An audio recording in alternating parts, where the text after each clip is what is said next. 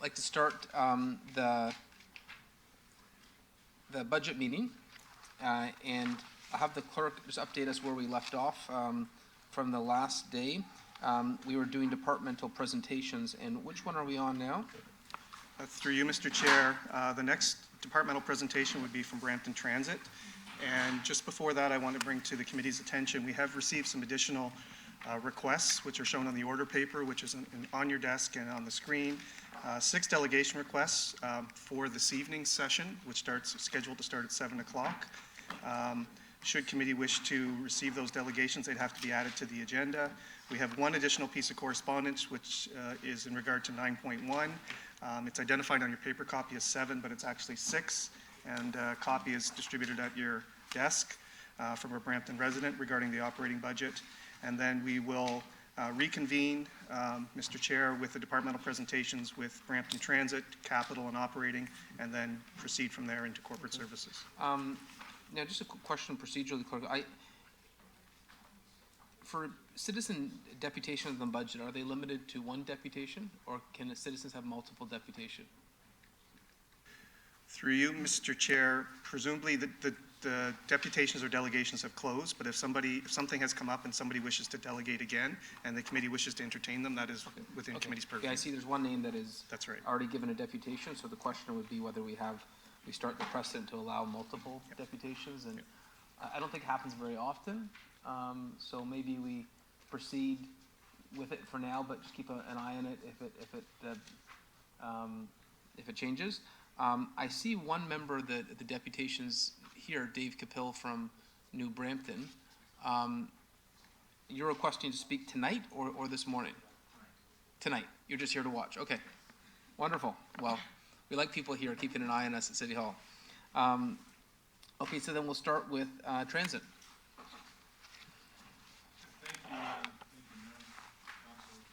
We're starting off with the capital budget for transit, and then followed by the operating budget. Wherever questions come along, I leave the chair to interject. So just quickly on our first slide, the summary, there we go, shows for the capital program for 2020 is $69,886,000. I just want to highlight a couple of things on that because some questions have come up in the past. That primarily in all our capital programs within transit, they're subject to most of it to ISIP funding, which is the Investment in Canada Infrastructure Funds, in particular from the public transit stream. So typically, when you look at a capital program, the city's cost of this is anywhere between 26 to 29% of that. The rest is funded through both federal and provincial government through the ISIP funding model. Part of the whole cost of these are primarily around infrastructure costs, replacement of buses, new facilities, which I'll touch on as we go through. This is not working yet, but there we go. So some of the budget drivers here are primarily around the growth that we've been experiencing in Brampton. Oh, sorry, I think it's not working, Peter. Go to the second slide. Sorry, here we go. My apologies, I was jumping around here. I had the operating budget first. So again, going back, and I just want to touch on this, going back to the capital program again, when we looked at the third facility, for example, the third facility is not in this budget. There's 175 million, 174 million allocated, and what we do is we put those into the departmental that's delivering it to us, so BDC has that in their 2021 capital program, and again, that's part of the whole ISIP funding model as well. The 30 million downtown mobility hub is also not in this figure, and that is part of BDC's budget as well, and that was improved in 2019. The city's portion, however, is still subject to the ISIP funding approval, which is just important to note, because some of those questions have come up. And I think too, just to highlight as well, almost $70 million in capital that are left here for transit. In 2019, there was a capital request of approximately $45 million in the 2019 budget. And that would be in the budget binder from last year. What we did though, if you recall in 2019, we did an amendment to the budget, and we took basically 32 million out of that program, and you see it now in the 2020 budget. So I just want to make sure that everyone understood that. And the reason why we did that, because the ISIP application process wasn't open yet. And there were some capital programs that needed to move forward, so we worked with corporate finance on getting amendment to the budget. Council approved that. It was approximately 14 point something million to allow us to move ahead with some of the capital programs without delay in delivering the infrastructure that's required over the next few years. It's just important to note that we took 32 million, moved it from 2019 into the 2020 budget. And then the original 2020 ask was 46 million. So you might ask, well, why is it not 78 million? There was an 8.7 million Zoom funding that went back in. It's not city money, it's federal money as well. So that's why the ask right now is 69.8 million. So I'm sure that sounds like clear as mud, but if you have any questions, we can certainly provide more information on that as we go along.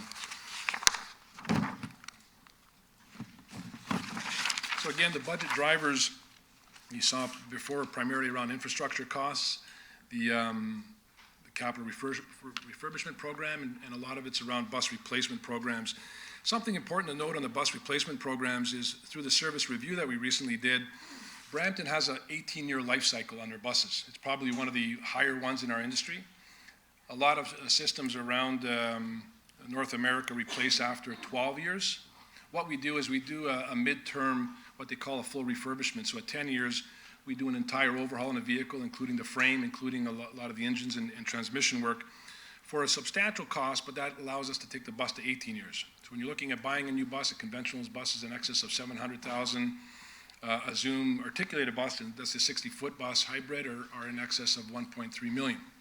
So we push them out to 18 years, which is typically a lot more than a lot of our peers in our industry. But we get a lot more value out of that, we feel. And part of the service review has looked at that. And I want to touch on that quickly is they base it on what's called a mean distance between failures. So if you allow a bus to go, the average is about 12,000 kilometers before a breakdown of some type. And that's a threshold where you look at if a bus continues to break down below that, you look at replacing the bus. It's getting too old. We typically, with our maintenance staff and our maintenance team, look at what our biggest breakdowns are. We try to get to the root cause to make sure these buses are reliable on the road. And ours is around 19,000, so we're very healthy in that regard, and we keep pushing them out to 18 years with that threshold. And if they fall below, then we look at replacement earlier if we can. Some of the other growth pressures that we have in a 5-year business plan, again, as you know, the mobility hub, the Zoom Chinguacousy Zoom launch, which is planned out, and that'll be in the future capital program. These are all drivers that are part of our transportation master plan and that rolls out from the official plan as well. The $479 million, that is through the ISIP funding. We have put in all the applications for those monies in all the different projects that we have. There's 7 different projects, 11 submissions. That's just a part of submissions based on growth buses versus replacement buses. And again, like I mentioned, some of the other 174 million for a third facility and the downtown mobility hub are with BDC. Although it's a transit budget, we put it in BDC's budget because they're the ones delivering it. So again, primarily goals around our budget is a state of good repair, greening our fleet, and meeting the ridership demands and the quality of service we put out to our customers. That's something that's been a focus of ours for many years.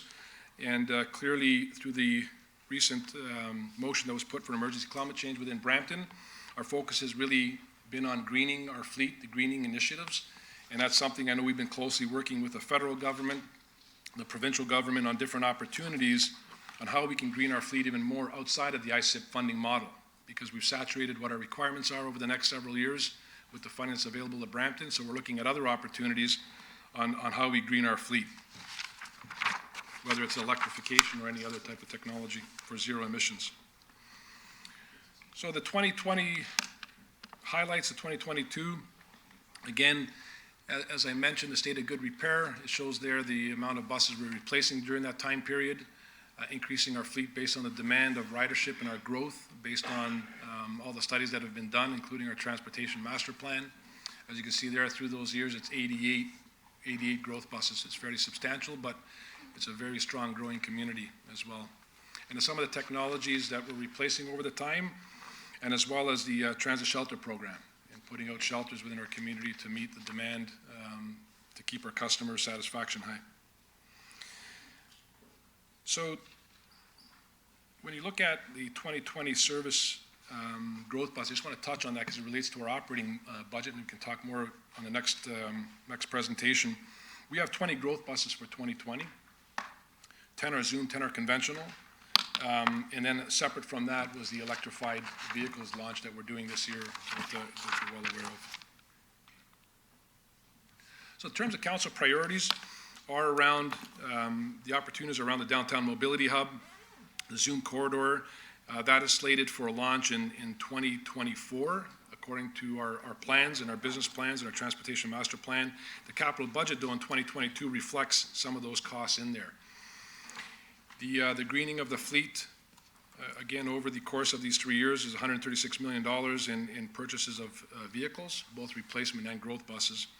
And the other part that's not on there, too, as part of our greening initiative, you know, we do have, as you know, the electrification of 8 vehicles that we're putting out on two different routes. It's the largest global interoperable deployment in the world, and we're very proud of that. But also, we do solar power shelters as well, where we can.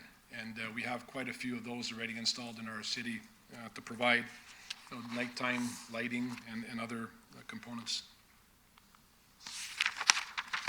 Other council priorities around health and safety. Part of the capital program is replacement of our onboard video cameras that have aged now and require replacement. Our CADI VL system that is also requiring a replacement. The increases in our shelters, which solar power will be a part of that whole process as well. Part of the well-run city, we've got the ones that are indicated there. The other part too is $150,000 to create a 5-year business plan. Is something that we're retooling on because of the huge growth that we've had in the past several years. Our business plan is somewhat outdated, if I can say that properly, for good reasons because of the growth. The other part is $100K for emerging technologies. Part of the service review is looking at recommendations on on-demand transit. How can we serve smaller pockets of communities potentially with on-demand or micro-transit? And this is a small capital requirement to get us going on that area in terms of doing a review and see how we can implement that. So to summarize the capital program, again, it's broken down into the pie chart looks at the grants that we have from the federal and provincial government, development charges, et cetera. So again, it's between 26 to 29% that the city pays when we look at infrastructure for transit. Because of the ISIP funding and all the applications that we put in, we have federal and provincial partners on that funding. One thing I will add, there's been studies done in North America, and one of them talk about each dollar invested in transit infrastructure in Ontario increases economic output by $29 over the life cycle of that asset. The other thing too is important to note is in Ontario, transit industry supports approximately 65,000 jobs. There's a huge correlation between our economic vibrancy in our city and our transportation network within our city as well. And each $1 million invested, according to studies that have been done in Canada, in the States as well, creates approximately over 100 jobs. I think that's just important to note. And on that note, that concludes the capital part of the presentation. So if the chair will allow, I'll just go directly into the operating budget and continue on. So the operating budget, if I just bring that slide up. Our gross operating budget is $173 million. It's the largest departmental operating budget in the city. However, because we're a high revenue generator, our net is approximately $78 million. And when you look at a net with departments, we're a little bit lower. I like to look at my colleague in fire. I think he's a bit higher in net, so we'd like to kind of rib each other a bit with that. But clearly, we have different revenue generations as well as a provincial gas tax that helps offset our operating costs. And that's something that helps us deliver our services. We're just under 1,300 full-time people in transit, and it's important to note that our primary operating budget is around labor. We have a lot of frontline staff. 75% of our budget is labor-related, and with just under 1,300 people, I believe about 1,100 are frontline staff. The other big components, as you can see on that chart, are fuel. Fuel costs around 11% of our budget because we go over $15 million worth of fuel per year. Some of our revenue, apart from the fare box collection, with fares, we also collect on advertising as well, with shelter advertisement programs with our buses as well that helps offset our operating cost. So the budget drivers for this year, we've had, as many of you know, over the last decade, an increase of 160% in ridership, which is a challenge for any transit industry in trying to keep up with the demand based on other corporate priorities through the city budget cycle. You know, Mayor and Council have been very supportive through the whole process and have put in a lot of effort in transit in terms of increasing its ridership. When you look at the same decade, though, you know, our service hours have only increased through that same decade by 95%, and it's important to note a service hour is what we put on the street and what the budget process is about. So clearly, typically in our transit business, if you put out 10% increase in service hours, you're going to get a 10% increase in ridership. So it just shows, you know, our communities are really taken to transit, and by putting out the service hours of 95% over 10 years and 160% ridership, it clearly indicates that it's a city that's just has a huge appetite for transit. The other parts, I just want to note, in 2015, we've added 20% service and we saw over 50% increase in ridership. This is something that is a real good thing, but it's also a real bad thing. As a transit person and our transit team, there's challenges in trying to meet that demand, which has been a challenge. I'd be sitting here lying to you if I didn't tell you differently. Clearly, last year in 2019, we saw a decrease in our increases of ridership. We were pretty flat, in fact, in a negative for the first 6 months. But our GTA partners also saw the same thing, that we're a lot worse than we were. What I will say, though, in the last 6 months of 2019, our ridership increased by about 6%. So it brought us a year over year, 2.2% over year over year, which compared to our other peers in our industry is a lot healthier than they are. A lot of them are in the negative. What is alarming, and we try to look at our trends, is in January of this year, much to our surprise and dismay, we're at over 16% increase in ridership. So there are pressures that we've been trying to address in our growth and trying to balance out many of our priorities. In going into our 2020 budget, we have a lot of budgetary pressures from provincial impacts that I'll note. And one of them in particular are around the canceling of the doubling of the gas tax. A lot of the Presto costs that are part of the Presto agreement that is owned and operated by the province or through Metrolinx. And there's a lot of other contributing factors that I can touch upon as we go along. In terms of the budget goals, what we're doing in 2020 is we're trying to balance a reasonable approach to this. We have a huge increase. We're going to try to look at how can we repurpose our resources in a more effective way. Because as you know, the ask here is significant. It's 9.6 million. And with 9.6 million, that is a zero increase in service hours. And that is just to address some of the provincial impacts that we have and some of the operating pressures that we have, which I'll touch upon. But in saying that, you know, corporately, we want to repurpose some of our services to address some of the capacities that we have. There may be some mild impacts in areas that we want to address as a transit system as a whole, but clearly we feel this is an approach that we want to take this year and see how we can repurpose some of these services in different routes. So on the the second last slide here, and I'll try to be finished very soon. If you look on the right side, these are the locked-in ones that we don't have any choice in the matter. $2.5 million provincial gas tax is just the gas tax that we're supposed to receive on April 1st in 2019 to the end of the year. That was budgeted last year that the province removed. This is something now we have to absorb this year as a city. The ATU 5-year collective agreement, as our mayor and CEO have said in the last few days of our budget meetings, we're happy we have a stable 5-year agreement with our Amalgamated Transit Union. We understand what those financial impacts are. They're reasonable. And this is part of that impact is the labor cost of $2.1 million. Presto commissions have increased to $1.5 million as part of the agreement that we have with the province. And bus part inflation with the trade agreements between the US and Canada and with other inflationary pressures is $1.3 million. So those costs are just, we have no choice. This is something that we have to have in our operating model. When we look on the left on the left side, it shows the passenger revenues because the increases we expect last year weren't achieved, and there's a shortfall. This is the revenue baseline that we carry into 2020. Your fare increase is offset by 1.3 million. Our seniors resident recommendation report that we put in are there, as well as some fringe benefits that we're saving another 600,000. So overall, when you look at the, it's a 14% increase in our net budget, or just under 6% on our gross budget. But again, these are just to keep our services out there that we have today. And when I say that, you know, we do have pressures in growth areas that we do want to address by certain alignment of certain resources that we have out there in some routes today that we feel we can manage effectively. Greening of our fleet.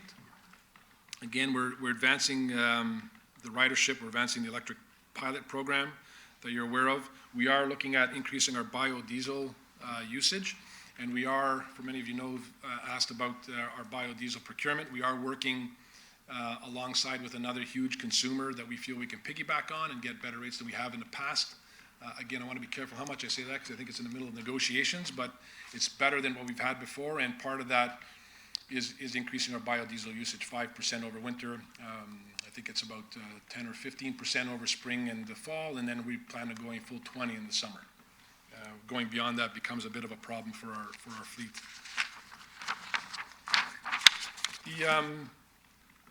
The other parts are just about the joint procurement. There is we're trying to do with TTC because Metrolinx won't have the biodiesel that we're looking for. And again, on our city mosaic, we've definitely had a huge influx of people thanking us. And again, this is directed at Mayor and Council because you folks are the ones that approved this, is having our cultural expressions on our destination signs. And I think that was a big hit last year and it was very, very well received in our community. So this is the kind of the final summary, again on the last slide, just indicating what our operating budget is, the request. We do have pressures this year that I'd be remiss if I didn't talk about. Although there's a zero increase in service hours, we do have pressures, our LRT, which we don't know clearly the construction timelines, but we do know that Main Street LRT in Brampton will be impacted in 2020, so there'll be significant operational costs in terms of how we deal with that construction and the services. We feel it's going to be probably in around $500,000. We also have pressures on the e-bus that we launched at, but it's at the end of the year, so we feel the impact is minimal in terms of the year, but there's more charging times on each end, which in our business, everything costs money when you add time. And potentially any enhanced GO services and how we align with different GO train changes that may occur in the future in 2020. So I stop there and open it up to any questions if Chair allows that. The good news for you, Alex, is we have lots of questions. I think we have 6 on the list to start with. Councillor Frattini. Thank you, Mr. Mayor. Quickly, Alex, thank you. On the federal and provincial grants, do we know what the federal gives and what the province gives?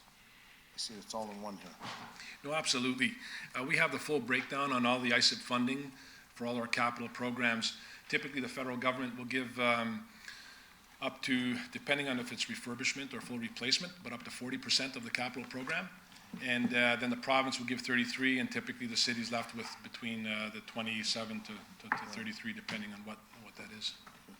Have we ever looked, I know we went through new buses, so you go non-peak hours or late evenings or weekends, getting smaller buses, instead of having these big buses on the road, breakdowns, the brakes are very expensive, tires, oil changes, more impact, because a lot of times I see them, there's only like 3-4 people on the bus. So, and that's a good point through the chair, Councillor Frattini. We always look at what services we put in what areas. In a transit business, it's an entire network, and we have service standards that were council approved, where if you go into a small community, what is the minimal boardings that you have before you start looking at canceling the route or repurposing that route?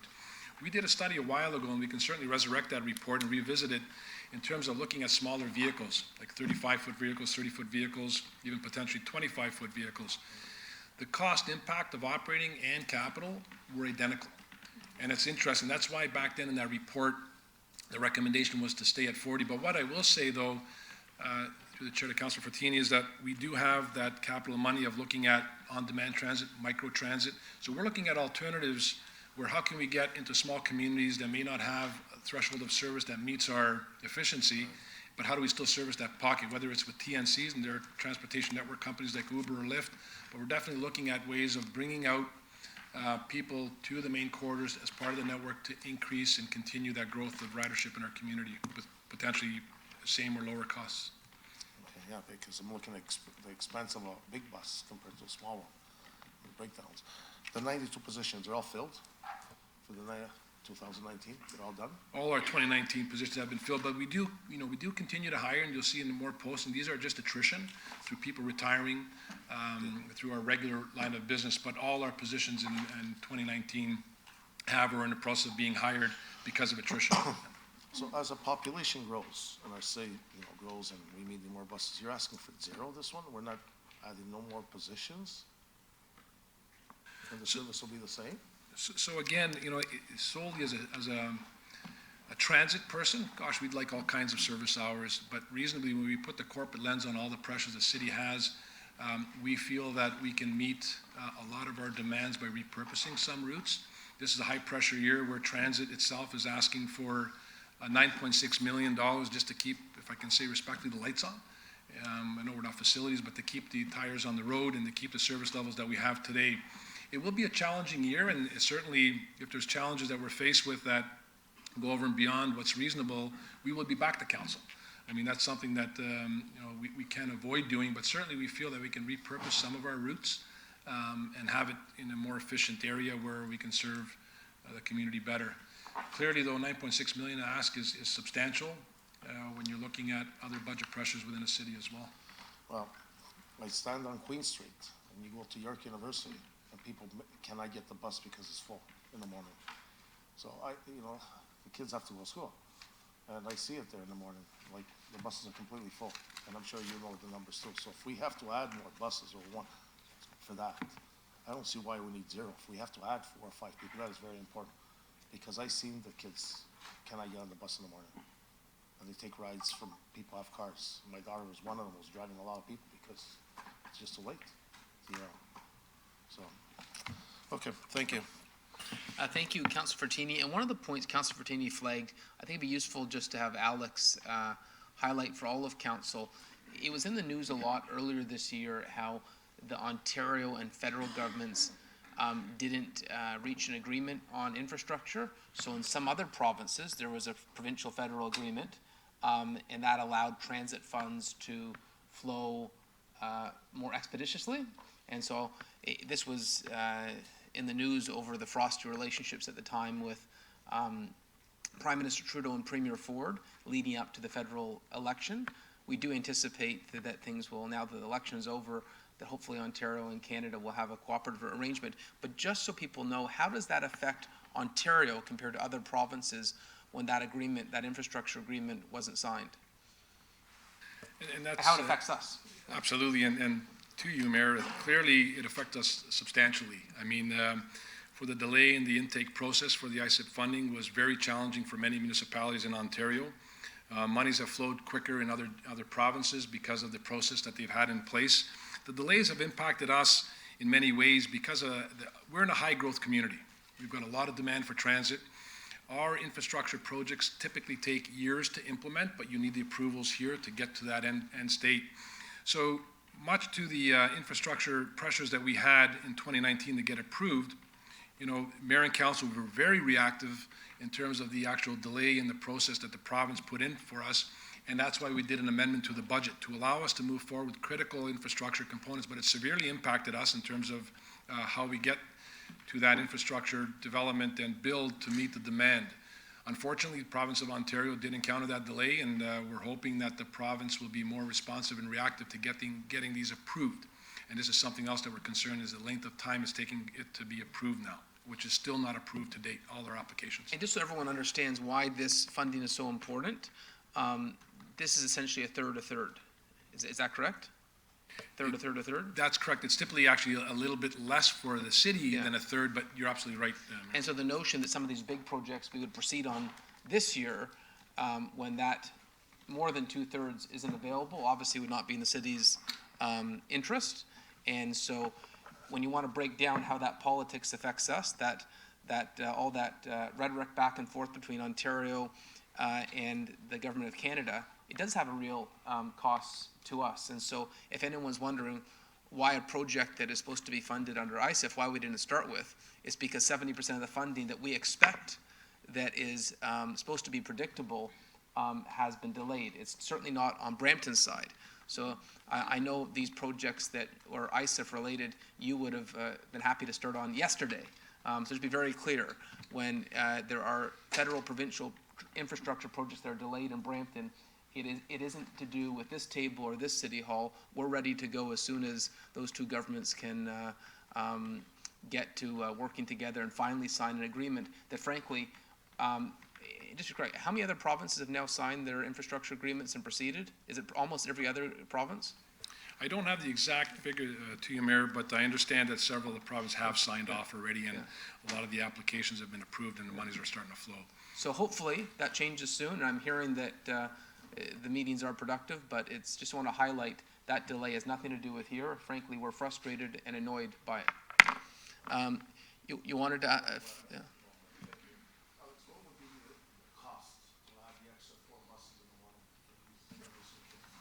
So it's, and Councilor Fortina, through the mayor, we do have, as CEO Barrick talked about in the initial one, where we do have kind of some areas that council can look at in terms of adding in.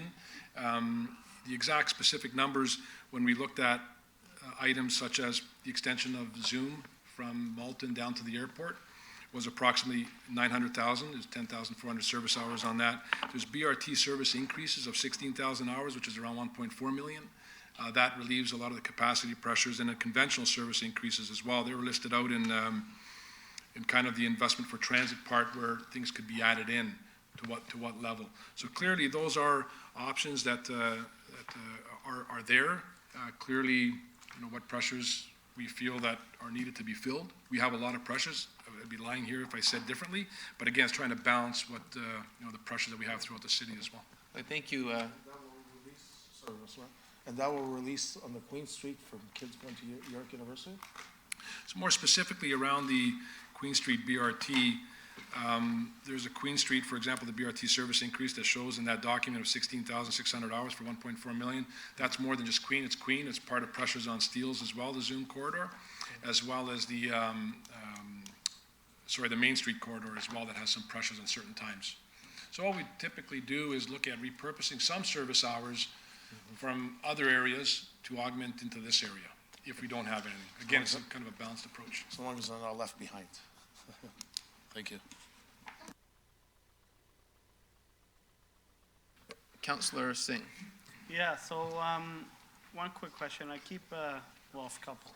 I keep hearing repurposing routes. So what does that entail, and how do you optimize the routes? How do you study that? How does that work? So through the chair, what we do is when we look at a zero service level increase in terms of hours, there's approximately 15% of our services, our routes would be impacted by that. So we look at lower demand areas, trying to still keep in mind that people who need to get to work late at night still require some services within their community. But again, it's trying to repurpose some of the areas that we have that are maybe not as well performing, and we repurpose those hours into other areas that we have very significant capacity and pressures on. We do have service standards, and service standards are something that Council approved some time ago. What that does, it looks at every route, depending on the route, if it's a BRT, which is a Zoom route, if it's a grid-based conventional route, whether it's a local route servicing a community. In our industry, we have what is the most efficient way in terms of boardings, average boardings per hour for a whole day.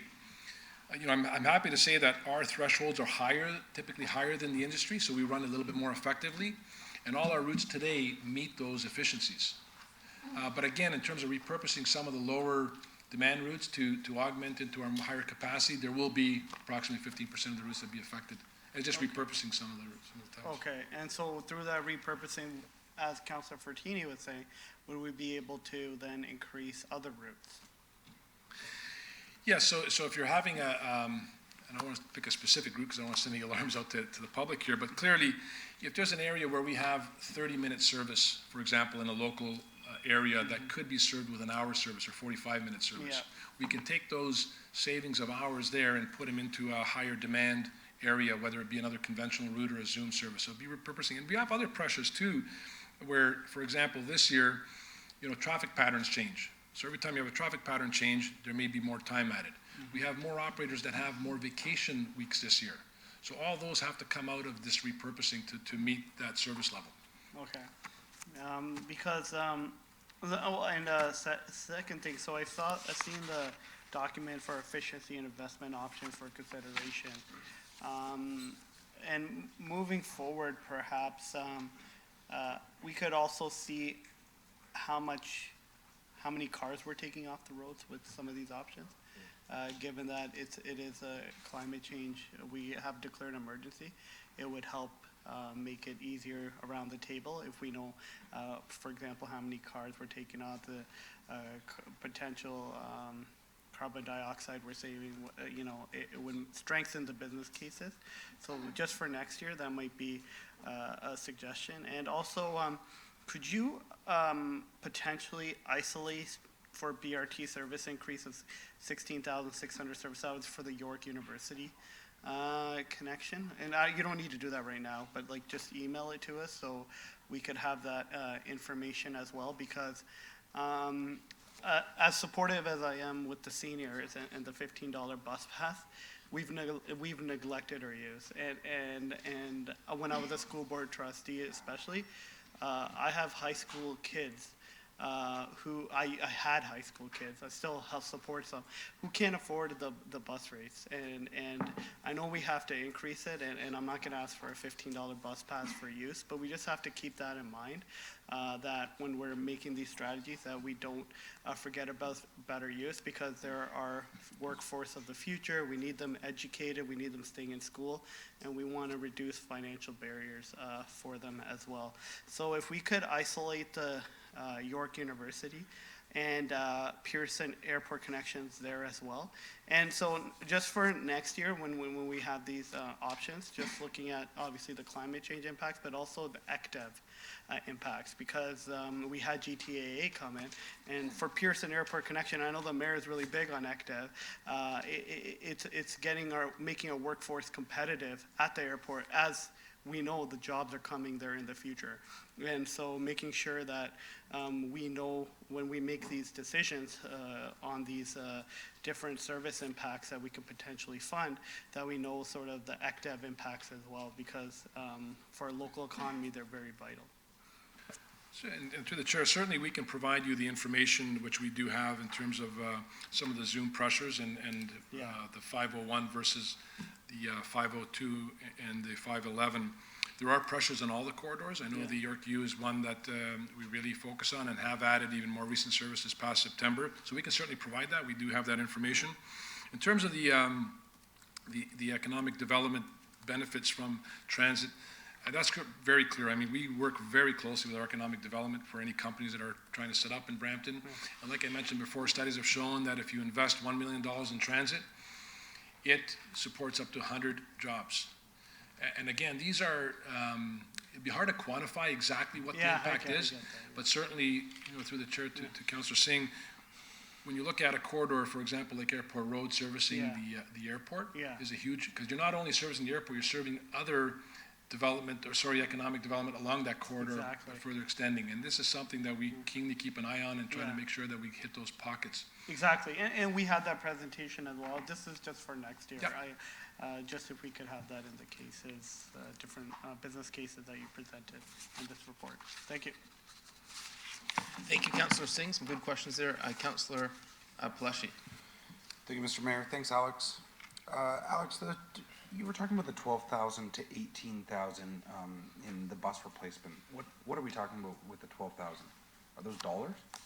No, sorry, through the mayor, to Councillor Palashi. So it's called mean distance between failures. So what happens in our industry is that if a bus travels and the average is, you don't want it to go below 12,000 kilometers before you have a defect breakdown. And that's what they call mean distance between failures. So how much distance can you take one of our vehicles with expecting when it's gonna break down? And when you get a breakdown, it costs money, there's interruption in services, there's customer dissatisfaction, there's a whole bunch of impacts. So when you get through a threshold of 12,000 kilometers you should be looking at replacing that bus. What we do in our maintenance department is we look at what are the top 10 breakdowns, and we keep doing that every so often, and we look at what can we do to get down to the root of the problem. So if a valve goes off every 3,000 kilometers, we replace that valve more often, not for it to break down. So we do these preventative maintenance measures. We are running at approximately 18 to 19,000, or just below 20,000. If I look over at Vince, I think it's below 20. Mean distance between failures, which is very healthy, even though we take our buses to 18 years life cycle.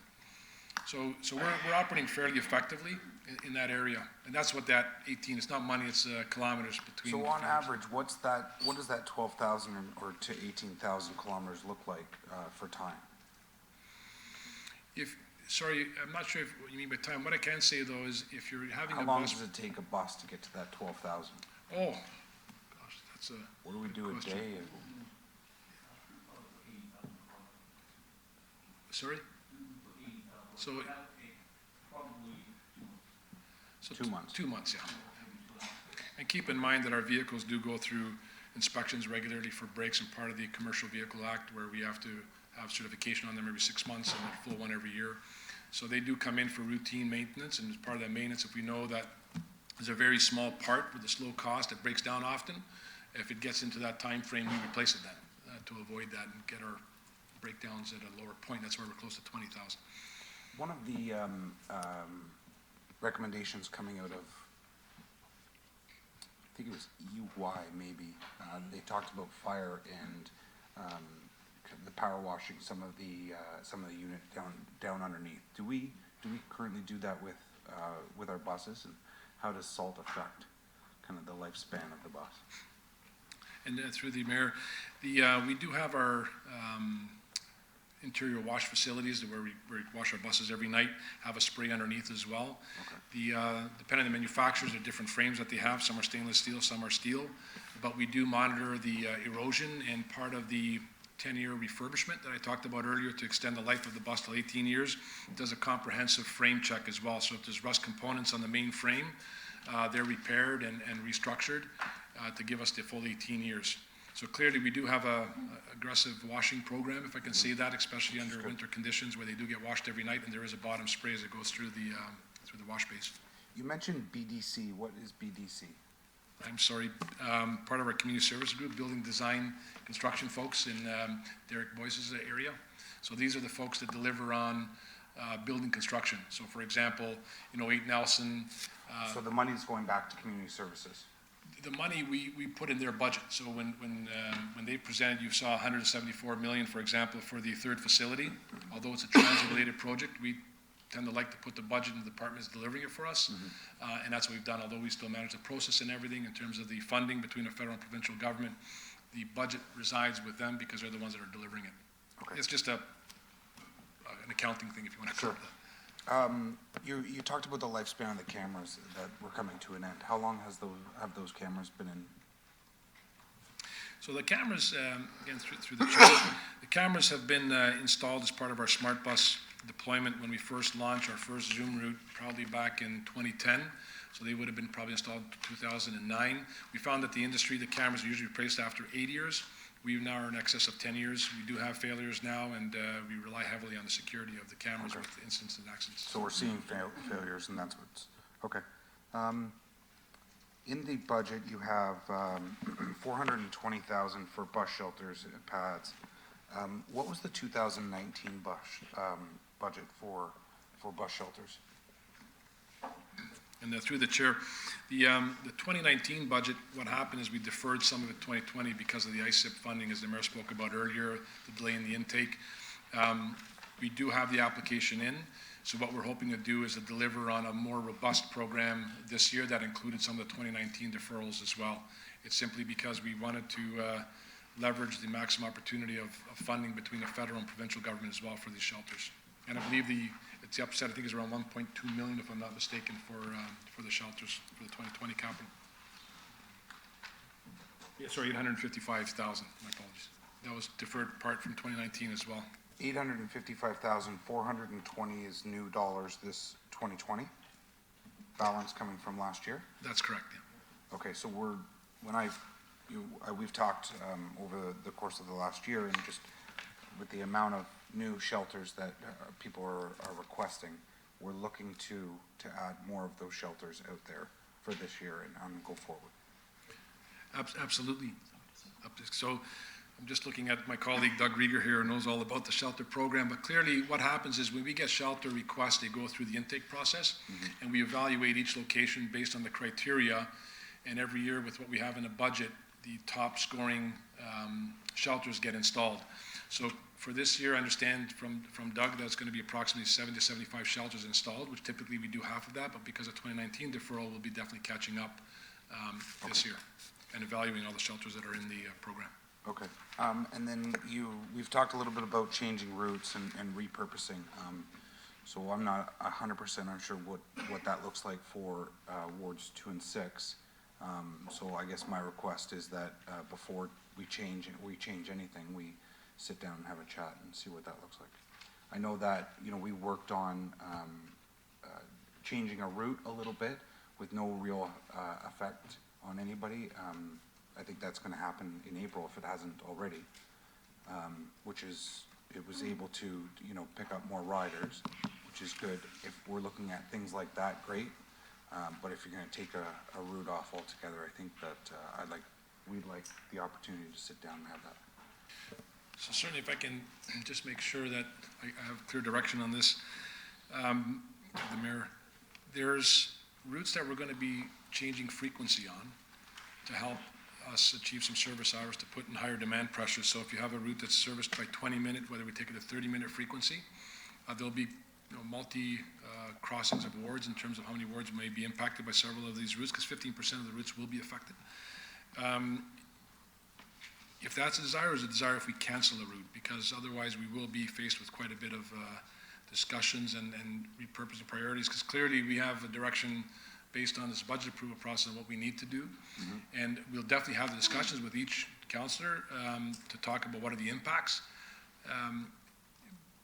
But if I'm hearing from you, would you want to be notified of even a service change with the reduction of running time, just so I know? Otherwise we have to put a different plan out in terms of executing this. Yeah, so I'm going to need to know if you're taking out a pickup spot in one of the routes in the areas that Councillor Willens and I represent. Okay, so canceling a route, but if different frequency, then that might be not having the. Maybe we can have a conversation on what different frequency looks like, but definitely canceling routes. Okay, through the mayor, definitely. We'll take this back, Councillor Palashi, and what we will do is we will meet with every ward councillor for any impact on any type of route in there, just so people are aware of it. We'd be more than happy to do that and have that discussion. So either a cancellation of a route or a reduction in terms of the service hours, earlier finishes, later starts, or reduction of frequencies. Then what we will do is we'll make sure we bring that back to each councillor that's affected by the service in their ward. That way it's more transparent and everyone knows what's happening within their jurisdiction. So. Okay, great. Thank you. Thank you, Mr. Mayor. Councillor Santos. Thank you, through you, Mr. Mayor. And just to follow up on the tail end of that, thanks for offering to give us a heads up on impact on very local sort of services. But if we could also, in that update, understand where the those hours are being reallocated, so that if residents have an issue with it, we can say this is why. But overall, I am concerned that we're not increasing service hours on our transit. And so I have a couple of questions on that, simply because, and I understand the pressures. But in the satisfaction survey from residents, it showed that transit has a direct impact on quality of life, and traffic and congestion doesn't. So if we're not increasing our service hours and there is a growth, then let's say, one day the province announces all-day two-way go, maybe this year, maybe the next few months. Obviously, there is going to be that first mile, last mile impact. So I'm wondering if there is any flexibility, specifically on the item on the 800,000 budgeted for seniors, free transit to sort of work with what Harkirat was saying as well, because that's a forecasted amount, but we actually don't know yet how much it's actually going to be. So do we have a mechanism to know how much it is going to cost, what the actual amount is, and can we track it such that if we are seeing that the forecast is less than what is projected in this budget now, could we then allocate some of that money to help alleviate some of those other ridership pressures and increase some service levels without reducing some of the local routes, number one. And number two, the other thing that might help here is the implementation of microtransit. So just wondering in terms of timing, when might the whole idea about microtransit may be coming up? Because if we are reducing service levels within those local roads that have like 1 to 2 people per bus and using microtransit to take care of that, then that really does free up many more buses and service hours to alleviate the other pressures. So those 2 questions. And then my final question is about the savings, capital savings related to the green fleet and e-buses. When we move to e-buses and a green fleet, where does that savings go? Because moving forward, if those savings could be then allocated to ridership growth and service hours, then that creates more of an incentive for us to take cars off the road and put people in the bus. Those are my questions. Thank you. So through the chair, to briefly touch on the senior one first, and staff have taken this back. We like to, I don't know how to say this, like to squeeze as much as we can out of everything we do, and that way we can put out the maximum amount of service. When we looked at the seniors' estimations, we were very much being cautious and not overinflating it. Realistically, we expect potentially more than less, and that's just based on other jurisdictions that have gone that way in terms of what they saw in their increases of usage of that particular category of fare. But we're prepared to be able to deal with that through our operating budget. I don't firmly believe that we'll see any savings there. I'd like to optimistically think that we would, but I'm trying to make sure that we're painting a true picture. When we put those estimates forward through the Mayor to Councilor Santos, we actually look at it as putting a very, very non-inflationary type figure, and that figure was put forward to Mayor and Council. That way we're not perceived as inflating things and putting a lot of meat on the bone, so to speak. The on-demand microtransit, that's something that will not be in 2020. It's something that we are studying based on the consultant work that was done in the service reviews.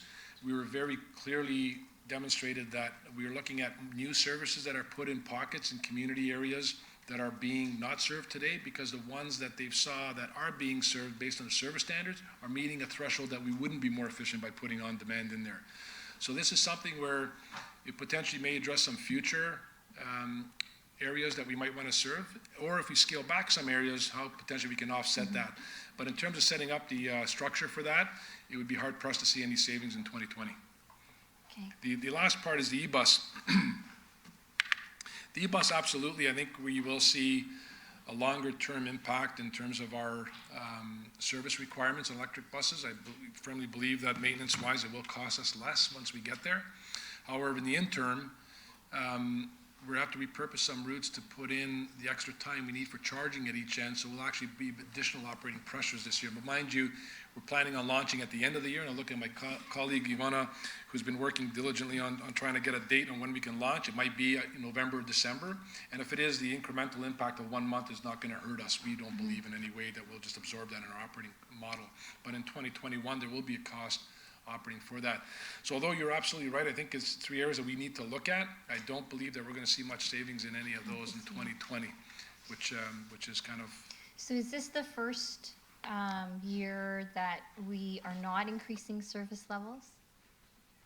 Or like, when was the last time we've had a freeze on service levels?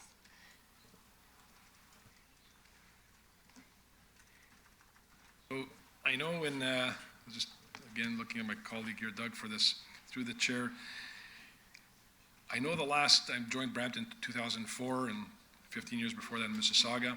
During that time, there's only 1 year, I don't believe we added any service. It was for different reasons back in 2008. That was the only year we didn't put it. That was a precursory to the launch of Zoom in 2010, which what we were doing is changing, in 2006, we changed from what's called a spoke and hub system to a grid-based system. The service that we put in there were augmented in a way that we felt in 2008 we didn't want to add any service because of Zoom that were coming and the realignment of services. So it was a very different reason why we didn't put any service in 2008. So to try to answer your question, I think this is the first year that we're faced with pressures that we have still strong ridership demand. At the same time, we're trying to balance what we are in terms of the financial viability of this. And if we had that gas tax from the province, would that have helped us increase our service levels? And through the chair, absolutely. I mean, when we look at the full ask, when we look at our service impacts, when you look at the 3 items that we have listed there in terms of the transit investment, it works out to about, I think, what is it, 4-point-something million. That's 52,000 service hours. Our initial request, if you recall, back in 2019 for the operating budget in 2020 was initially going to be 82,000 hours to meet the demands. We scaled that back to 52,000 hours based on the half of the year that we were lower in ridership. But again, given the downloading, that absolutely $2.5 million is huge for us. That would do more than half of what we were asking for just from that gas tax doubling cut.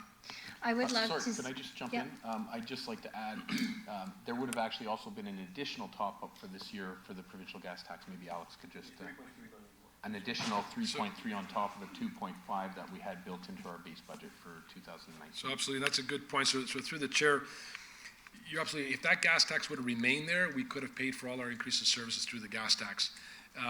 Again, I appreciate my colleague from finance saying that because that's what the initial plans were, but what we knew we had in the budget in 2019 was a loss of 2.5 million.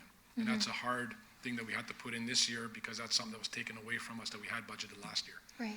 So I think that's obviously an important thing to highlight to the residents as we move forward on the budget. But offline, would love to meet with you and see where the flexibility is in terms of the top priorities to increase service levels. Had we had that money, I would love to see what the impact would be, and perhaps that might be something we share publicly as well, in terms of the impact of the province getting rid of that gas tax revenue. Thanks, Alex. Thank you, through you, Mr. Mayor. Thanks, Alex, good presentation, very in-depth, appreciate that. Just a couple of questions. What is it, or what percentage, or what budget numbers do we have in terms of keeping spare buses and spare drivers ready, just in case someone calls it sick or whatever? Do we have numbers on that? How many drivers we keep, or how many buses we keep ready, or? Absolutely. I don't know if we have exact numbers through the chair. Excuse me. So, trying to answer that question, we have a spare ratio on buses, for example. In our industry, it's anywhere between 15 and 25%, depending on the technologies you use. We have hybrid vehicles, which spare ratios are higher. So we're in within the envelope of the industry for spare buses. In terms of the actual spare board operators, as I think you're referring to, where we have crews that our operators are scheduled to go out on. We do have spare board operators that are standby in the event that there's a cancellation or a breakdown of a route or accident that happens, where we get that person out to reinstate service. Our spare board operator ratio is very low. And the reason why we do that, because the impacts that we've had last year, trying to keep within our operating budget. And the last quarter variance was substantial. It's in excess of probably $2.5 million. I think some of it was gas tax, but the other contributing factor to our variance last year was $700,000. Last quarter, in 2019, was over $700,000 just in fuel costs, because it went up from 94 cents to $1.05 a liter. So there's impacts that we have that are sometimes hard to forecast and where they end up. But what I will say, though, is our spare ratio in our industry is extremely low.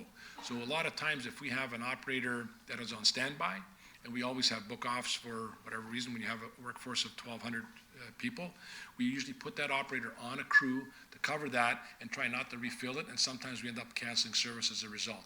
We're trying to be more effective to meet our operating envelope, if you want to call it that, for 2019, which I believe we achieved, barring the provincial gas tax. In fact, we would have saved money to adjust with a lower ridership.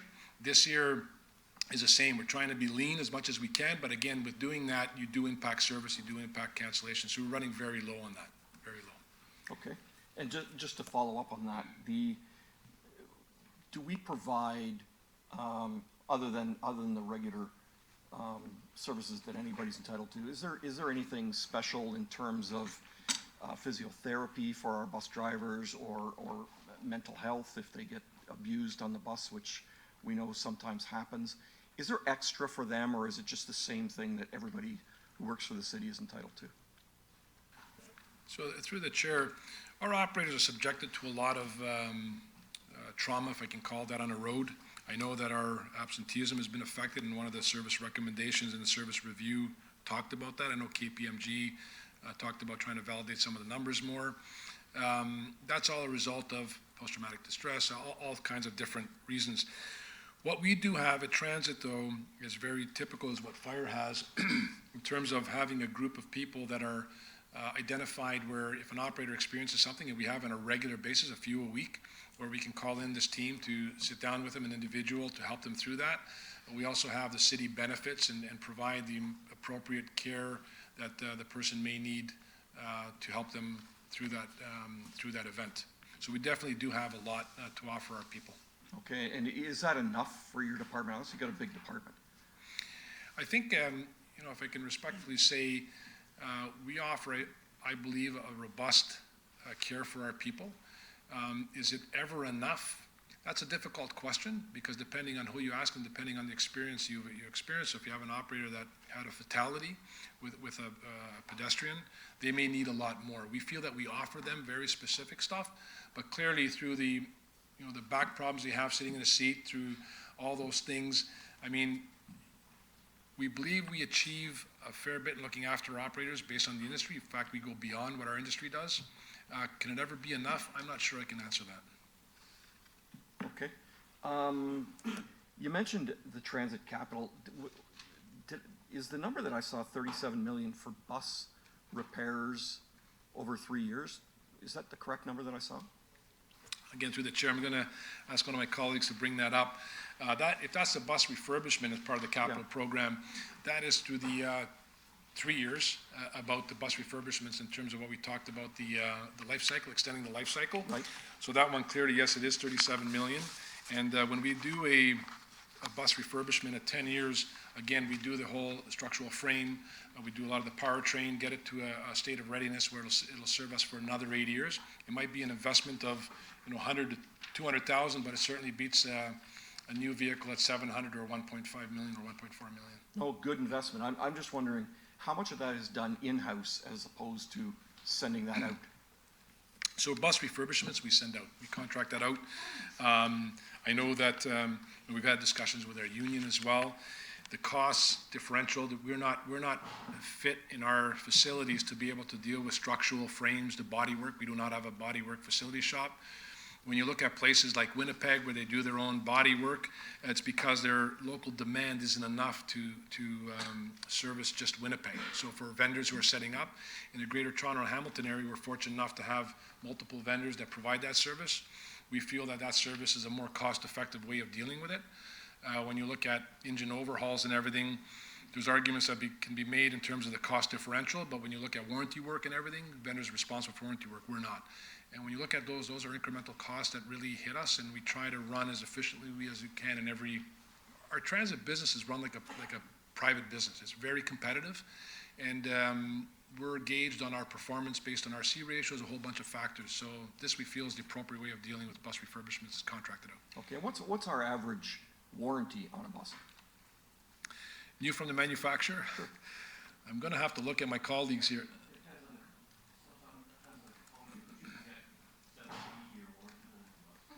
Sorry, 8 years, did you say, Vince? Sorry. Typically, the manufacturer will give an end-to-end warranty of 1 year, potentially 2, depending what's contracted in the what's negotiated in the contract. There are certain elements of the body, for example, the frame, that might have an 8-year warranty on it, but they're not part of the drivetrain. So there's different things that are through the contract for warranty periods. And what we do is often the manufacturers will allow us to do the repairs, and we charge back the manufacturer for that, which we embed in our operating cost model. Okay, so any money we get back from a manufacturer I would assume we don't often encounter recalls on buses for anything, but we get that money back, and where would we find that back in the budget? How does that get back in? And I'm going to defer to my colleagues in finance because I'm not a great financial person, but clearly what happens is that's an expense that we incur when we send it out in terms of charging the manufacturer. The manufacturer pays us back for that work. Where it goes in what account, I'd have to check, but it does go back in a transit account. I don't necessarily think it's a revenue or cost return, but I'll just look over to see if anybody knows that question. If not, I can respond. Through you, Mr. Chair, generally, we like to have, if there's warranty work to be done, we prefer for the supplier to do it. So we say, there's the bus, you fix it for the reasons Alex talked about, that if we do the work, often the warranty you'll get is just on the part, not on the labor, right? So for starters, it's, they're provided warranty for us. If we actually do the work and we bill them back, the warranty recovery is a revenue, so it would be in here. So we try hard to let them fix the buses for us rather than us doing it. It also we want a quick turnaround. So generally speaking, we don't have very large warranty recoveries because we don't want very large warranty recoveries. We let them do the work and, provide the bus back to us in the state it's supposed to be in. Good, okay, thank you. If I could just add one more item through the chair. Again, those recoveries, they're put in different pockets, even for one, we put in revenues, which we're going to work with our finance people to change. So for example, that cost differential for Q4 of 2019, our forecasts were off substantially in excess of 2-something million. Again, like I mentioned, the diesel cost went up from 94 cents to $1.05. That was about $800,000. We have accidents of $670,000 in accidents that were in there as well in that quarter. Again, a lot of that may be recovered. We had one vehicle with $250,000 damage. However, we have to pay that now, then claim that back from that. And that goes back into a different, whether it's a revenue stream, we're going to be looking at how we actually do that in accounting practices with our finance folks this year. But that's a lot of the kind of the changes that we have in our accounts. Okay, final question. Once a bus hits 18 years or the end of its lifespan, what happens to that bus? Through the chair, we follow the procurement, the disposal guidelines. And I'm not sure what we did with the last ones, but I think we put it out to, if there's a company wants to buy for scrap, then the highest bidder gets it. Okay, now, have we ever thought, and I don't know whether this is even possible, but providing a couple of those older buses that would go for scrap as mobile warming centers, for example, in winter, or shelters or anything like that we might need that might help decrease some of the pressures we've got, especially here in the downtown? So through the chair, we can certainly look at that. The only thing is there's a cost to that because we have to maintain the vehicle and the commercial vehicle licensing requirement. Even though we're using it as a warming bus, it's still a city-owned asset requiring to be governed by the commercial vehicle requirements. So it still has to go through the routine inspections. It still has to go through so we'd rather put it on the service and get the maximize out of it. We need a warming bus. We accommodate that, whatever those requests are, through the right channels in terms of what we have in our fleet to be able to service that. So we can look at that, but we feel that there's still substantial costs where we'd rather just take it out of our fleet when we need it and put it there, because the cost of maintaining it would be substantial for little use of it. So. Okay, thanks very much. Okay, you're very welcome. Thank you, through the mayor. I'll be really quick. So I was looking at the goals for 2020, and we did really well with the seniors for 2019, but I've got residents asking about our young families, and I know Councillor Singh alluded to that as well about our students who are going to and from school. So I'm looking at, and you might not have an answer for me now, but as we go forward, when it comes to our young ridership, and looking at our high school students, even our young kids, some kids are having to take transit to get to and from school if they're in a specialized program or something like that. And, some parents are willing to pay more to private busing services, but, there's that piece about how do we get our parents to know that there are transit as an option. And because when you start a rider from young, you have a rider for life. And but we want to be able to get more kids to start using our transit system. What is the plans moving forward to make that a goal for Brampton Transit to get free ridership for our young kids? Absolutely. Through the chair, I'm going to let my colleague Ivana Thomas talk about some of our outreach in terms of getting out to the younger folks in our community, is getting on transit in an early age. But what I will say is this, part of our 2040 vision talks about free transit by 2040. I think this council and mayor have been very bold in terms of their approach, and a very good one. They've started off with seniors. I think we had seniors here as $1 a ride for some time. I think if you look at starting to introduce free fares, it's probably one of the better ones to approach because the cost is lower when you're looking at the overall impact. And certainly seniors for their health, and many seniors that really don't have a way to get to their doctor appointments for many reasons have that opportunity. When you look at the younger age group, we do have a lot of affordable transportation passes that are still provided by the region. I think, through the chair to Councillor Williams, we can definitely look at more of an awareness in terms of options that are available to those groups. And as we move forward in the years to come, we will be bringing back other opportunities. How do we get to that vision of free fares by 2040? And, it could be the next fare that we look at is how incrementally we can get there, maybe through the child fares or youth fares as well, and what type of reductions we can do there. But that'll be for future discussions. And certainly we're open to discuss whenever council wants to, obviously. But I'll just let Ivana talk briefly on the outreach that we do to our community and how much of it we do. Through the chair, to your point, Councillor Williams, we do start outreach at a very young age. We take buses to elementary schools and to get the young kids really involved in transit. And it really, to your point, you start from a very young age. We also have our BT Student Crew Ambassador program through high schools. Right now, we're in 8 high schools and working our way through the other high schools to get in there. So we get ambassadors at 2 ambassadors each school to talk about transit with their peers, with their colleagues, and to really start discussing the efficiency and how easy it is to take transit. And to the other point, we did launch Magnus cards last year to assist riders who have some cognitive disabilities, but also anyone new to transit to really understand how easy it is to take transit in Brampton. So there's a number of programs that we do, and it's a constant journey that we're on to educate our younger demographics. That's perfect. So I know I moved a motion last year to look at the summer program. Where are we with that? Because I don't see any mention of those plans in the budget. So as part of the summer programs, we have, through the chair again, we have discussed with Mississauga about their programs. We have been in touch with our community services folks in terms of seeing how we can align with recreation and what type of opportunities we can provide for a certain amount. We are still working through the logistics. It hasn't been as easy, I'll be honest with you, in terms of how that program would look without introducing a lot of fraud. And without introducing pressures in other areas of community services that may have capacity demands as well. But we are clearly still looking at that, but we haven't been able to come up with a final program yet. Okay. Well, I know we look forward to it, and a lot of parents are looking forward to it. They really want to get their kids active during the summer, and that collaboration with recreation is perfect. And I know we don't want to fall into the same trap as TTC is with the just make sure we have 2 different color cards, okay? Absolutely. Thank you. Yeah, I'll be brief. I forgot to ask one question. So we were trying to do transit passes with colleges and universities, and then I think the province cut that program or something. Could you elaborate? And does that was that a revenue loss potential or a revenue gain we could have had? Yeah, through the chair. So we've been working on a kind of a U-Pass, we call it a university pass program, but we've been working with Sheridan College for many years in the past.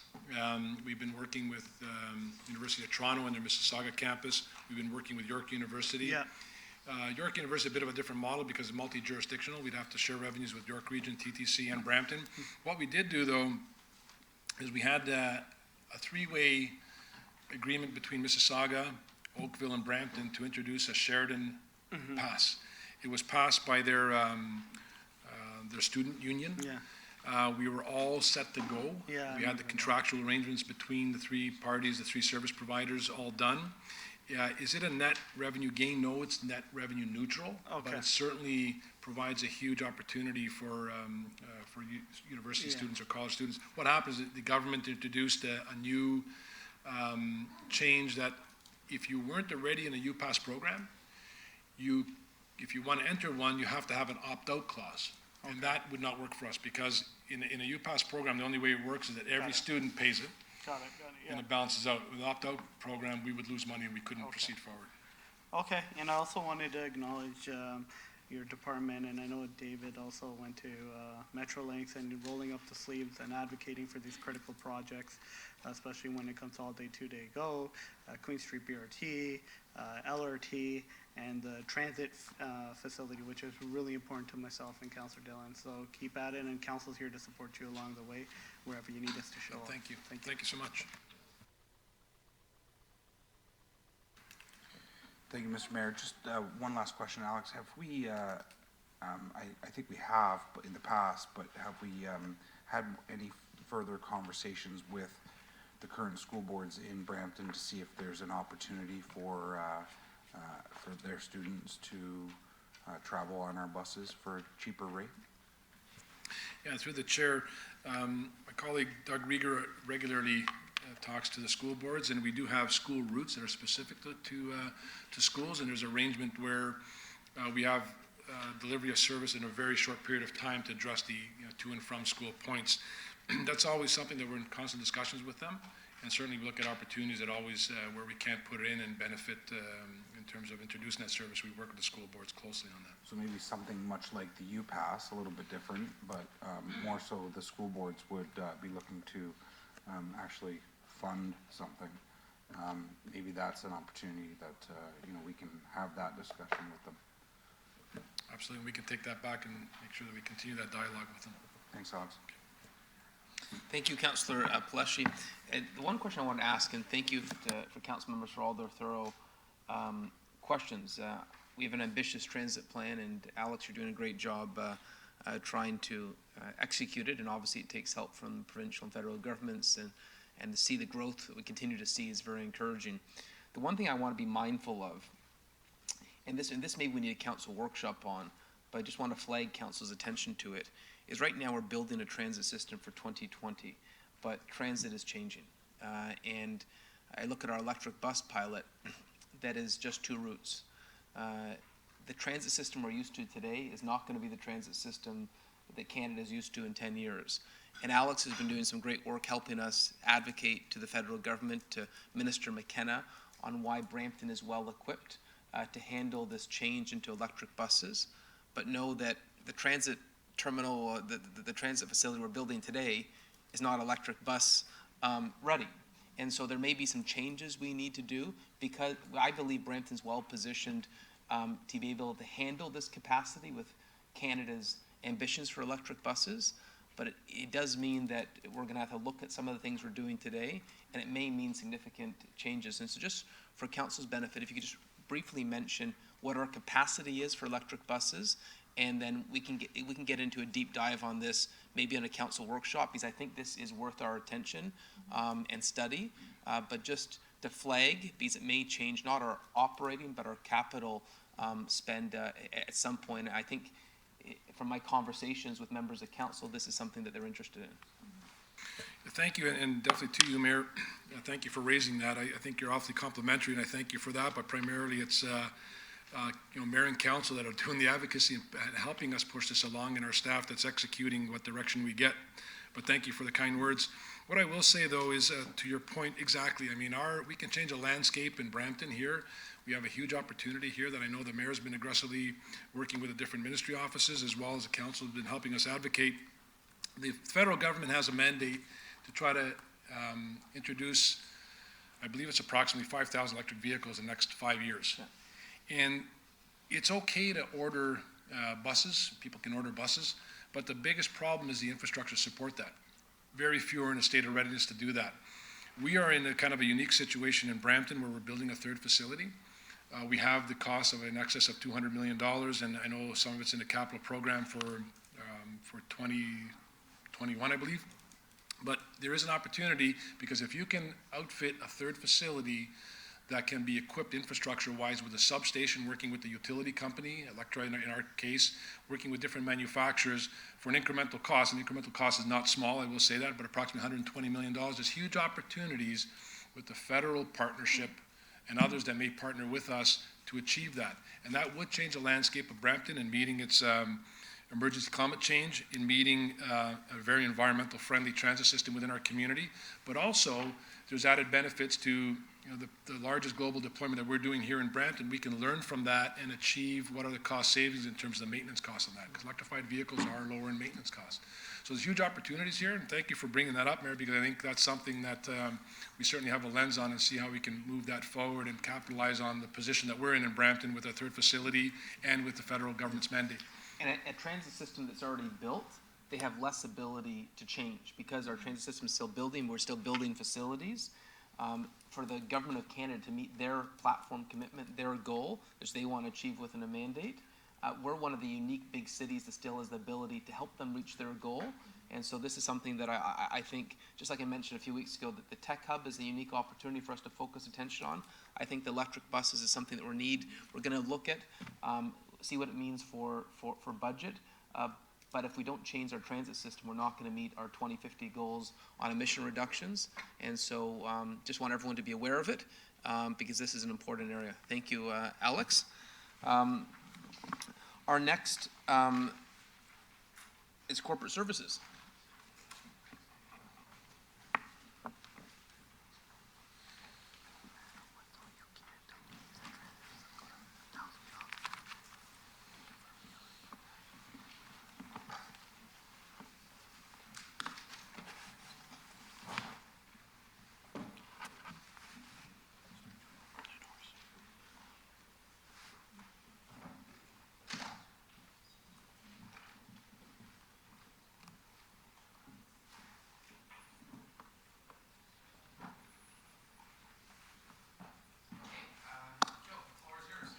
Thank you. Good morning, Mayor Brown, members of council. Thank you for this opportunity to present to you the corporate services capital followed by our operating budgets. And especially on the capital side, being corporate services, many of the asks that are in there are in fact at the request of our clients across the various operating departments.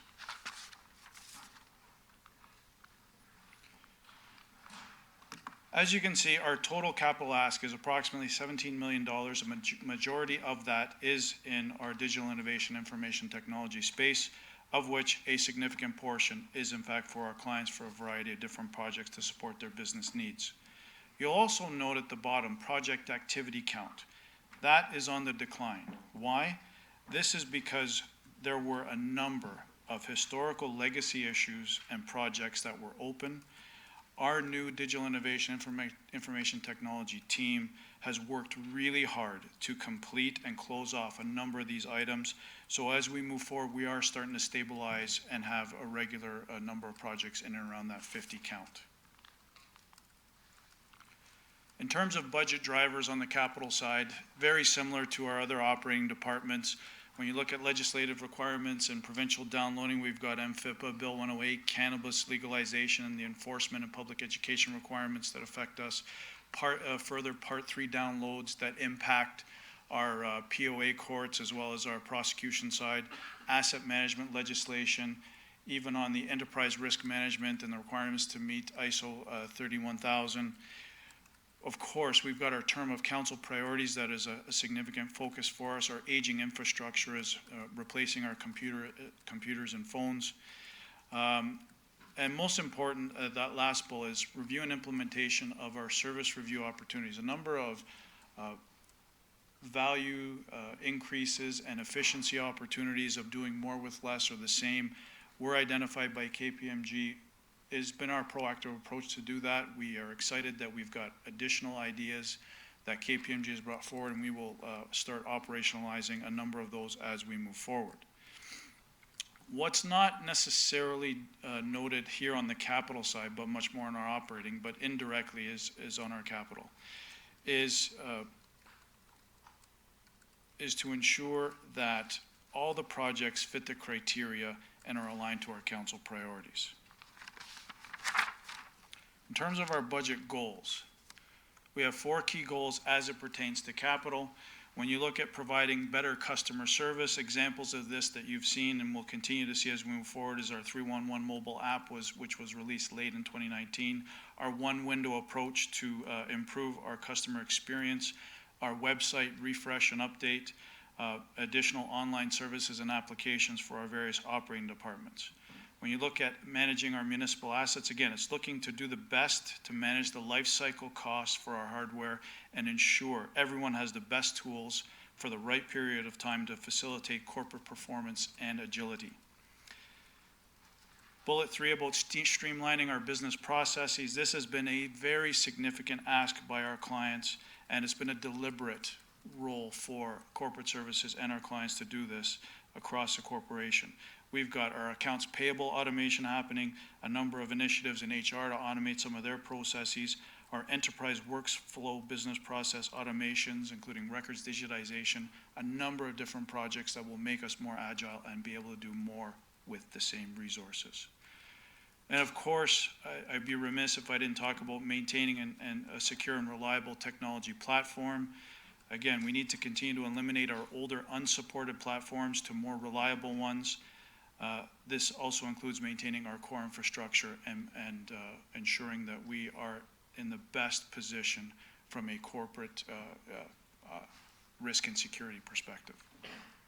In terms of our budget highlights, if you think about form follows functions along that same line, we look at our drivers, our pressures, we define our risks to determine the priorities and ensure those priorities are aligned to our term of council expectations. So it's managing our assets, our digital and technological enhancements, and our citizen-facing programs and services, so improving that CX experience, implementing and upgrading our various solutions, and maintaining our core technology, which all fit under the bucket of a well-run city. Many of these have been identified. Some specific examples are noted as well as in the budget binder. In addition to the above, we also support the term of council priority related to community safety with some capital investments in enforcement and our bylaw team, much more on the operating side, which I'll present in a moment. So very quickly, in summary, if you recall, it was hidden on one of the slides, the corporate services mission is to be a strategic partner driving an era of innovative services while preserving the integrity and enhancing the reputation of the city. With this lens and the term of council priorities as a line of sight, we offer a succinct, focused, agile, and cost-effective capital budget.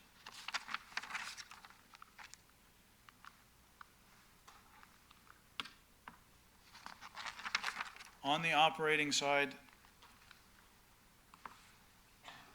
when I spoke about our mission statement, this was created as a collective by our extended management team.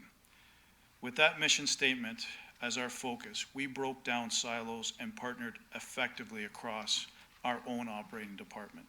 But we also worked really hard to establish partnerships across the city to proactively support this organization. As facilitators, enablers of change, we walked the walk to do more with the same and put in place a number of cost avoidance activities. There are no real staff asked for this year, save and except for some for bylaw, which I'll get to in a moment. Why? Because a number of our divisions put processes in place to save money, to continue to do with what they have. With that as a proof of concept, we have continued to contain our costs and generated more revenue, which I'll talk a little bit more about in a moment, and has been a baseline for us to support clients across the city. Drivers for our business are very similar as they were on the capital side. The one that I want to speak of is, again, the review and implementation of those service review opportunities. There are a number of value positions that KPMG identified. Of the 13 affecting governance and internal services, many have to do with leveraging technology to generate efficiencies, improve processes, and create value and additional revenue. So we are going to put those as part of our work plan and move those forward. In terms of our budget goals, again, very similar to what you saw on the capital side. The one I want to point out is that last bullet for investing in enforcement and prosecutions to improve our public safety. Our legal, prosecutions, digital innovation, information technology, POA, enforcement teams have truly partnered internally to continue to do our share to improve public safety as it pertains to licensing, managing our illegal second units, cannabis legislation, managing our tow operator industry, and various other bylaw enforcement activities. This will continue on for 2020 and beyond. Our enforcement and POA teams keep knocking it out of the park, so much so that we are forecasting even more revenue for 2020, an additional $600,000 in the mobile licensing side, as well as another $1.85 million in POA revenue. We also eliminated 2 vacancies, again, reducing our operating base, doing more with less. As we noted in our budget goal related to public safety, we have an ask for 5 staff for enforcement and bylaw services. This is again to focus on public education and enforcement as it pertains to managing the issues as related to cannabis. We have a number of staff managing those different functions. We'd like to focus that within a few, freeing up the other people's time to do additional focus on issues related to our legal second units, our lodging homes, and a number of other various activities that have gone, haven't got the attention they deserve over previous years. They're doing a great job, and this will help them continue to make our city safe. And as you note, there is a net zero impact. This is offset by available funding from the cannabis funding. We also have 1 position ask, and it's actually half a position for our digital innovation information technology team. This is it's a half a FTE funded by capital. We'd like to offset and make it a full-time position. As noted by some comments by council, there is a desire to ensure that we're investing in our city, creating an opportunity for someone, and the volume of work is there. It's not going away. So with council's indulgence, we'd like to convert that part-time to a full-time to continue to support the city in creating efficiencies.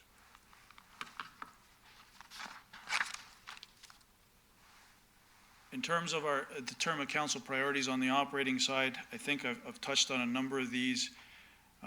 In terms of our AMPS expansion, again, this is to help manage the impacts as it relates to the workload drivers on our prosecutorial side, our bylaw enforcement officers, our POA court staff, recognizing that we just recently got 2 new JPs appointed to our Brampton Courthouse, which is great, but there is still significant workload, and our acting city solicitor and our manager of court operations has worked with the RSJP to get us additional days to help us manage our number of fines and charges that have been out in the community.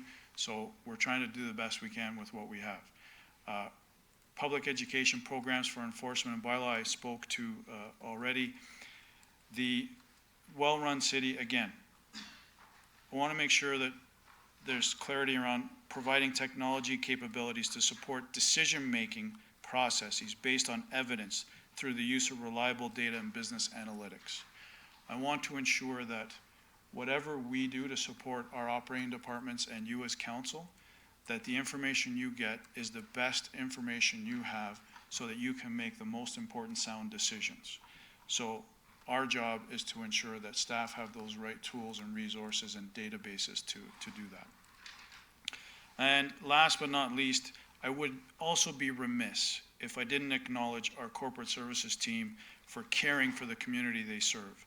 This is something that is really important to council, and it is something they do on a regular basis throughout the year, whether it's stuffing Jeeps with toys at Christmas time, to our shoebox campaigns, to our United Way pledges, through our bake sales and auctions and online raffles, as well as a number of our donation pledges for the Pink Ribbon campaign, as well as our Movember campaign. We do care about our city, even though we are technically a back office function. So we support you as our council in caring about our community, as well as the organization, by giving everyone the tools they need to do their jobs really well. So with that, I am happy to take any questions you may have. Councillor Paleski. Thank you, Mr. Mayor. Thanks, Joe. Joe, a couple questions that I have. in here it has online bids and submission, online permitting and licensing, but I don't see a dollar figure it mentions that in here, but I don't see a dollar figure attached to that. And does that is that related to, anything that's currently in planning by way of, the planning department or, Mr. Kennard's? So through the chair, it does not have to do with the planning tool that's being implemented currently. That has to do with enhancements to our bids and tenders, as well as supporting our other operating departments in developing online solutions for business permits and licenses. So we might be able to support the clerks and as well as our enforcement team in the ability to offer online permits in those areas, but it doesn't have to do with planning. So and it mentions in here, when we talk about modernizing kind of our IT, the services that we provide, wouldn't that be a good start in that service where it's all kind of wrapped into one, although it may be in different departments? It's Sorry, kinda can you like the please one- repeat the question? So council went out to tender in the planning system. Correct. For new software. Part of that was so that applicants could online submit. So now we have another figure with another system that I don't know if those two are going to be able to talk to one another for kind of the same thing. So through the chair, we look at things and make decisions based on the ecosystem we have. And most important, one of the things we've tried really hard to do is ensure our systems do talk moving forward. So that is a critical requirement when business requirements go out in any RFP when we look for a solution, is in fact that they have that ability. If that system that planning is using has that capability to provide and support our other online services, I'd be happy to have them as a submission to be able to do that. But at the same time, we have to look at the most cost-effective solutions as well. Sure, and I think for the most part, when it comes to IT, we can really ask whomever, we can let them know what we want and they'll build it, kind of thing, right? When it comes to IT, and but you're right, how much money can you throw at something to make it work for the corporation? In here is one of the lines is IT core data and voice, and I'm not sure what that is.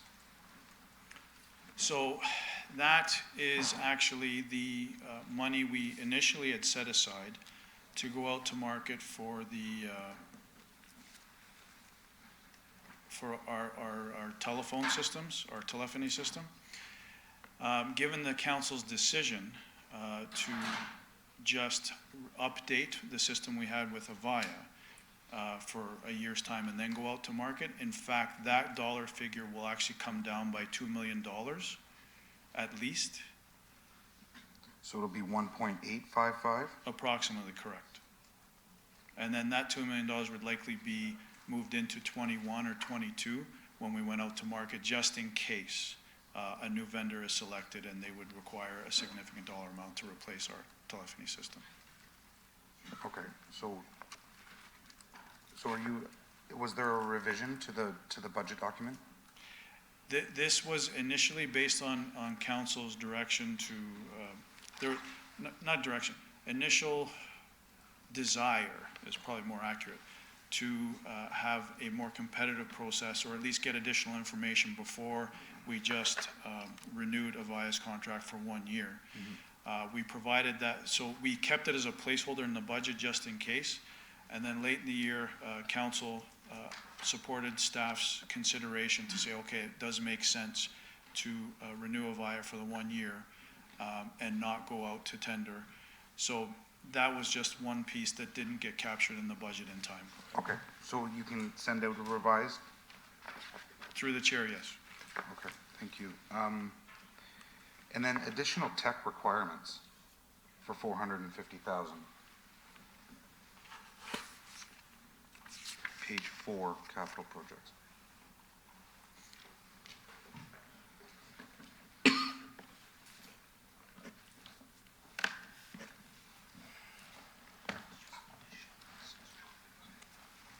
Through the chair, it's primarily for additional license true-ups. I'm sorry? Additional license true-ups. True-ups. Yes. What's that? In some cases, we go out to market and we expect we'll need 100 licenses From one particular vendor? from a particular vendor. Okay.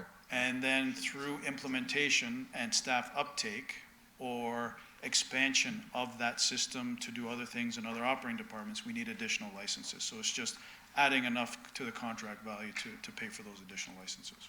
And then do we get, so when we initially go out to a vendor to provide the service, we buy the licenses, and then during that, do we get any future licenses at a discounted price, or do we have a lock-in on the licensing for any future requirement? Through the chair, typically it's locked in, but it varies contract to contract. In some cases, there are discounted prices, and other times it's locked in. How often do we get involved with the vendor and then have to purchase additional licenses? Through the chair, it's not that common, but it does happen from time to time. Maybe 20% of the time. $450,000? Through the chair, again, it depends on the vendor.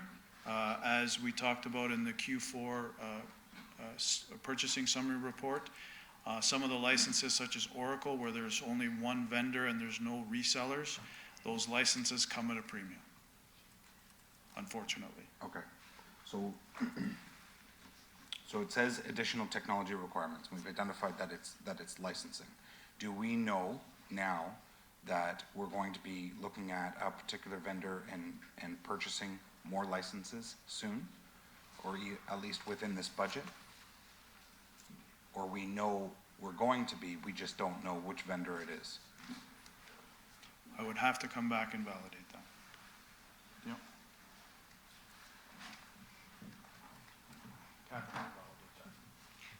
So licenses can vary, anything from our Microsoft licenses to Oracle backend licenses. So whether we have new staff ads that we have to pay for, whether there's changes in application consumption, it covers it all from end to end. Okay, but we put $450,000 into the budget, so do we currently know that we're going to be looking at more licensing for a particular vendor this term? Yeah, this year? every year we have the same true ups, which happen, so Microsoft is one of them. Okay, Oracle or database licenses are some of them, but Microsoft is the biggest. okay. Minor capital for $178,000, and then in particular council's $13,000. Can you elaborate on that minor capital requirements? So through the chair, Maybe planned or unplanned.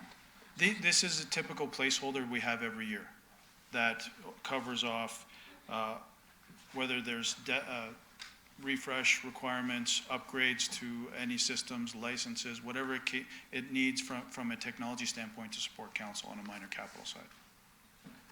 Through you, Mr. Chair, and if I could add that that money is also used at the turn-up with the new term of council when there's a refresh of technology that's provided to the elected officials and their staff.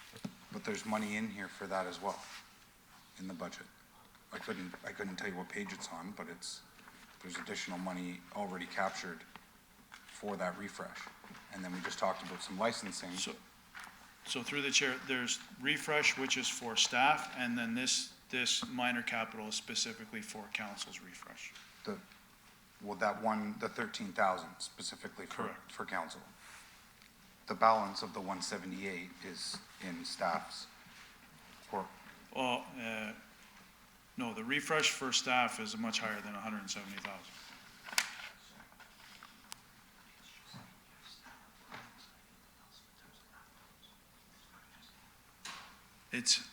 I've been advised this for in-year approvals for additional laptops or other desktop requirements.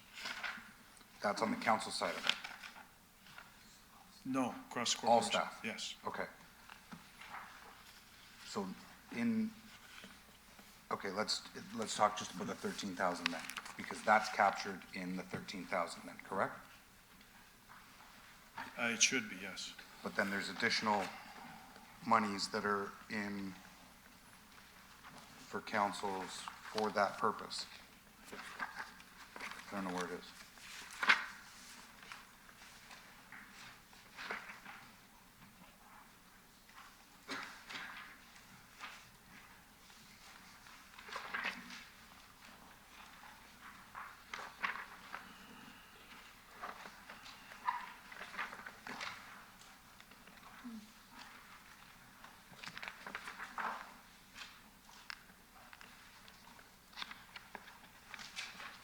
Let's come back to that. Sure. My last question was just on the Brampton.ca website. Okay. So we're looking at, what is that 500 and change thousand looking to do for Brampton.ca? So through the chair, we need to change the platform because it's based on a 2010 SharePoint platform, which is no longer supported by Microsoft. So we need to, and if it's not supported by Microsoft, then in terms of critical updates and security patches, they will not be available. And that exposes us on a cybersecurity perspective, so we need to put in place a new platform and enhancements to that system, and we're partnering with our strategic communications team to ensure that that platform and that look and feel is consistent to what they want, which is reflective of feedback from stakeholders. So ultimately, is Brampton.ca is the website, are we going to pull the plug and kind of start over again? Or blow it up and recreate? So through the chair, I would support that if you're going to do that. I think that's one way to look at it. I like to look at it as change the platform. So behind the scenes, it's working effectively, it's supported, it's got all the patches and system requirements we need. That strategic communications, much like Recreation did on updating and refreshing their website, a look and feel that is relevant and significant and suits the needs and improves the customer experience. So that would happen in phases and in a way that is done, and if that's blowing it up and making it look great, then so be it. It's, making it look great is nice, but it's just that The functionality. capability, Yeah. the interaction that it doesn't have right now. It's extremely difficult, but I know that it's as good as the information that we put into it, and it's over time, the way we've been putting in that information is, I guess, difficult for the user. Correct. Thank you, Mr. Chair. Thank you, Councillor Palashi. Councillor Vicente. Thank you, Mr. Chair. Thanks, Joe. So I'm not sure if you said it, maybe I missed it. Did we add more bylaw enforcement last year? Through the chair, I believe we added two, Additional. I think two full-time and two part-time, possibly. Okay. And was that to respond to increased demand for basement apartments, or what was that mainly to deal with? So through the chair, that was to respond to property standards itself. Okay. So back to Joe, can you just let us know or inform us, have we seen any increased costs to your department as a result of the cannabis, the arrival of cannabis stores in Brampton? Have we seen increased costs as a result of that decision? Through the chair, I wouldn't say increased cost, there's increased pressures because it is an extremely busy division. You look at our property standards team, several years ago, the net fines that they laid were around 80,000. Last year, they were 900,000 plus. So the workload is increasing on the property standards side, our enforcement side. Our parking ticket revenue was over close to $5 million. There is a lot of work that is going on, and then the workload pressures from the illegal second units and that task force that was put in place to manage that, which was collaboration across the city. There are other things we need to do and manage those pressures. So by having these additional 5 officers added will allow us to ensure that we keep up the workload and service level in the other areas, as well as address the issues pertaining to cannabis. But in terms of work, added costs, no. So to be clear, as a result of the changes that we made here in the city of Brampton, you haven't necessarily seen an increased burden or cost to the taxpayer? Through the chair, that is correct. Okay, thank you. And Councillor Santos is whispering in my ear here that we did get the revenue from the provincial government as a result of that decision as well, and has that had an impact for you? Through the chair, yes, we did get that funding, and yes, so much so that we're leveraging that to fund these additional 5 staff that we're requesting this year. And one final question with respect to new stores, those applications go through alcohol and gaming. Have we had, how many stores do we currently have open? How many applications are pending for new stores? So through the chair, we have 1 store open. There was some thought that a second one was looking to open, but it hasn't necessarily materialized yet. The AGCO has recently put out a request for information, and our government relations was going to bring a report to council hopefully this week in terms of they want to potentially expand to areas such as smoking lounges and the impacts of edibles and what that means for us as a city, what is our perspective and opinion on it, as well as members of the public. So depending on where that goes, there could be additional added pressure in terms of workload as well. So it almost seems like it's been a kind of a non-story over the past 12, 14 months. Through the chair, correct.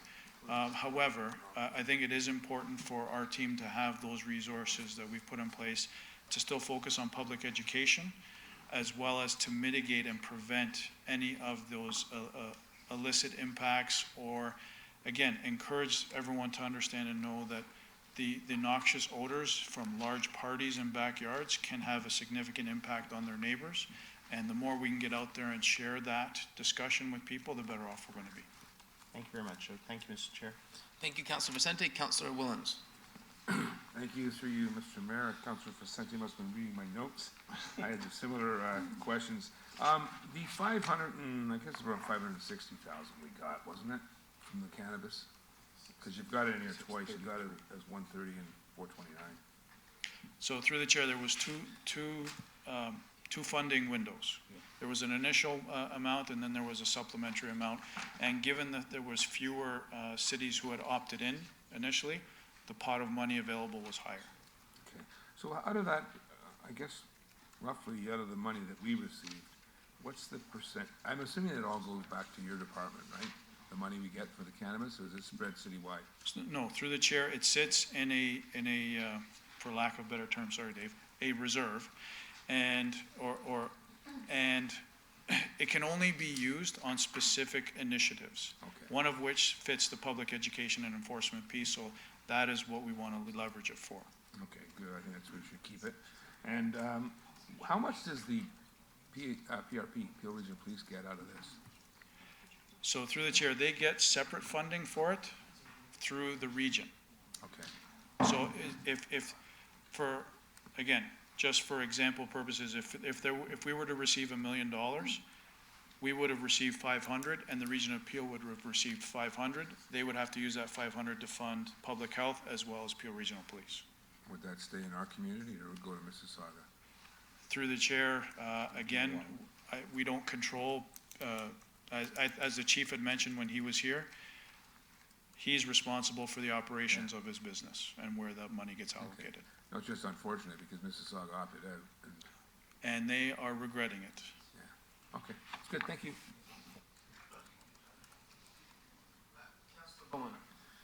Thank you very much, through you, Mr. Mayor. A few questions. Thanks, Joe. I like that last comment. That was good. No new bodies in court admin, but there's been a huge increase in the workload in court admin. So how are we justifying no new bodies with huge workload increase? So through the chair, approximately a year and a half ago, we did a transformation in POA whereby we had more or less had 2 types of staff, or in court and out of court, and we created a unified position which was called our court and client service representative, which could do both functions of working the office as well as in court. having that flexibility across 20 staff versus small pockets for each one allowed us to continue to do more work with those same resources. So they're busy, but it does allow us to keep up with this pace. So that referred back to us doing more with the same in terms of those transformations. Okay, so We may come back asking in 21 or 22. that was my question. We've got them to a point now where they're keeping up, but they're very busy. Yes. The anticipated workload that we're already seeing year to date, does it make sense to have another person budgeted? If we need them, we use them. If they're not needed, they're brought in 2021? Through the chair, recognizing that I would rather, recognizing much like Alex was talking about, there's an important lens we need to look at the way we run our businesses and being respectful of council in terms of our asks. I prefer to keep things tight this year, and then if we need that body, put it in 21 or 22. We initially were looking for a prosecutor for 20. I actually moved it to 21 to look at how workload was going to be, because if we weren't going to get the number of council committee days at court, then having additional prosecutor may not have made sense. So that is sitting in 21 for us as an ask. Okay, would we get more with the addition of 2 more JPs? It's possible, but we were already under-serviced with the JPs we had. So this actually replaces a retirement and deals with 1 vacancy. So we're up maybe 1 JP, but we still need at least 1, if not 2 more. Okay. I'm looking at the numbers that are in the report on the bylaw enforcement service objectives under the did you knows. And it says 23% increase in enforcement calls, 36% increase in parking enforcement calls, and a 5% increase in fines. We had a lot more than 5%, didn't we, in parking enforcement fines over 2018? So through the chair, in short, we did. I think that in the time that this business plan was drafted, the service overview was drafted back in the summer, and then when we got to our final numbers at the end of the year, where we started to implement some of our automated enforcement technology, that's where that increase happened. It was late in Q4. Okay. And we chatted briefly about this, but I wanna bring it up since we're looking at 5 new bylaw officers. We had bylaw officers, I don't know where Paul, oh, there he is. We had additional bylaw officers last year in the budget, but they weren't ready to go because they didn't have a vehicle, they didn't have their training, they didn't have the equipment. How are we going to ensure that these 5 new bylaw officers are equipped and ready to go day 1 to start? So through the chair, I've already reached out to our Commissioner of Public Works to see what remedies we have available on the fleet side to ensure that we can get vehicles in very quickly and get the stickers on them and get them ready to go. We have already the job posting ready, which is created from last year.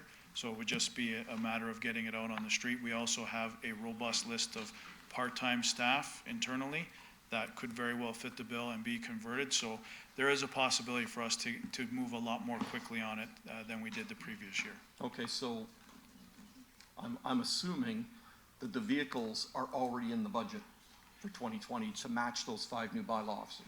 Through the chair, that is correct. That's correct, okay.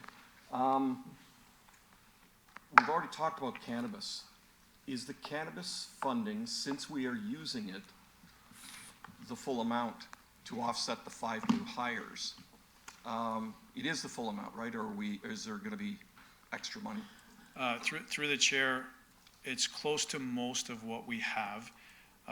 Depending on the federal top-up, depending on how that comes out, there'll be additional funding there. But there's still a little bit left over, I believe. Okay, so, and I don't know, Joe, if you can answer this, but Sure.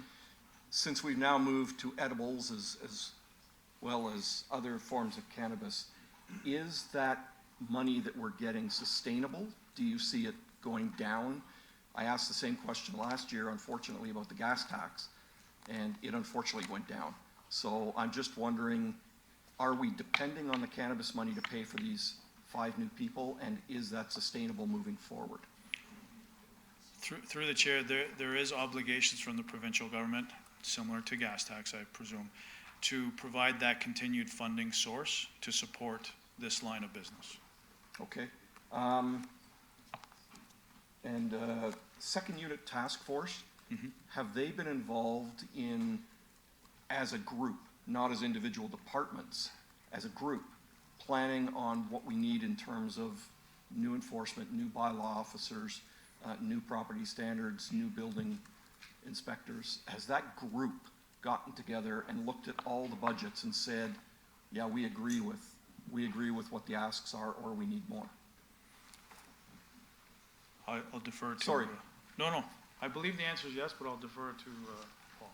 Through you, Mr. Chair, the answer is yes. I can tell you that we do have partners. We have partners in fire, we have partners in building, and we're all dependent upon each other for our business, and we do consult on that. We're at capacity now. I don't think we can go much past that. I can defer to Rick. I don't think he can take any more than the work that we're providing him. Same as fire. Fire has 5 over with us now that are assisting us in the investigation. So to go beyond this would take a major restructuring. Major restructuring or more, and in addition to staff. More staff yeah. added. Yeah, so we're trying to do what we can with what we have. Okay, and it's extremely busy right now, I would suggest. I can tell you it is extremely busy.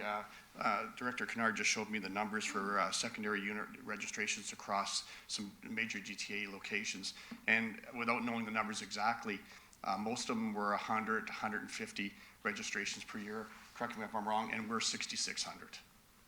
So there's nobody even close to us to what we're doing. Okay, and are we staffed to make sure that those go through in a timely fashion, and make sure nobody's waiting, and to make sure no other building permits that are coming in are waiting because we're focused? Sorry, Rick, I guess you should come down, but as Rick comes down, I want to make sure that other building permits, other applications that are coming in for inspections are not being put to one side because now we're getting all these second units. If we need more people, we need more people. And these are, as far as I know, these are revenue generating positions. They pay for themselves through the revenue that is brought in. Through you, Mr. Mayor, I know we're crossing boundaries a little bit into the Planning and Development Services discussion, but you are correct. We're at capacity in terms of our staffing, and it is impacting the ability to review other applications. There's no doubt.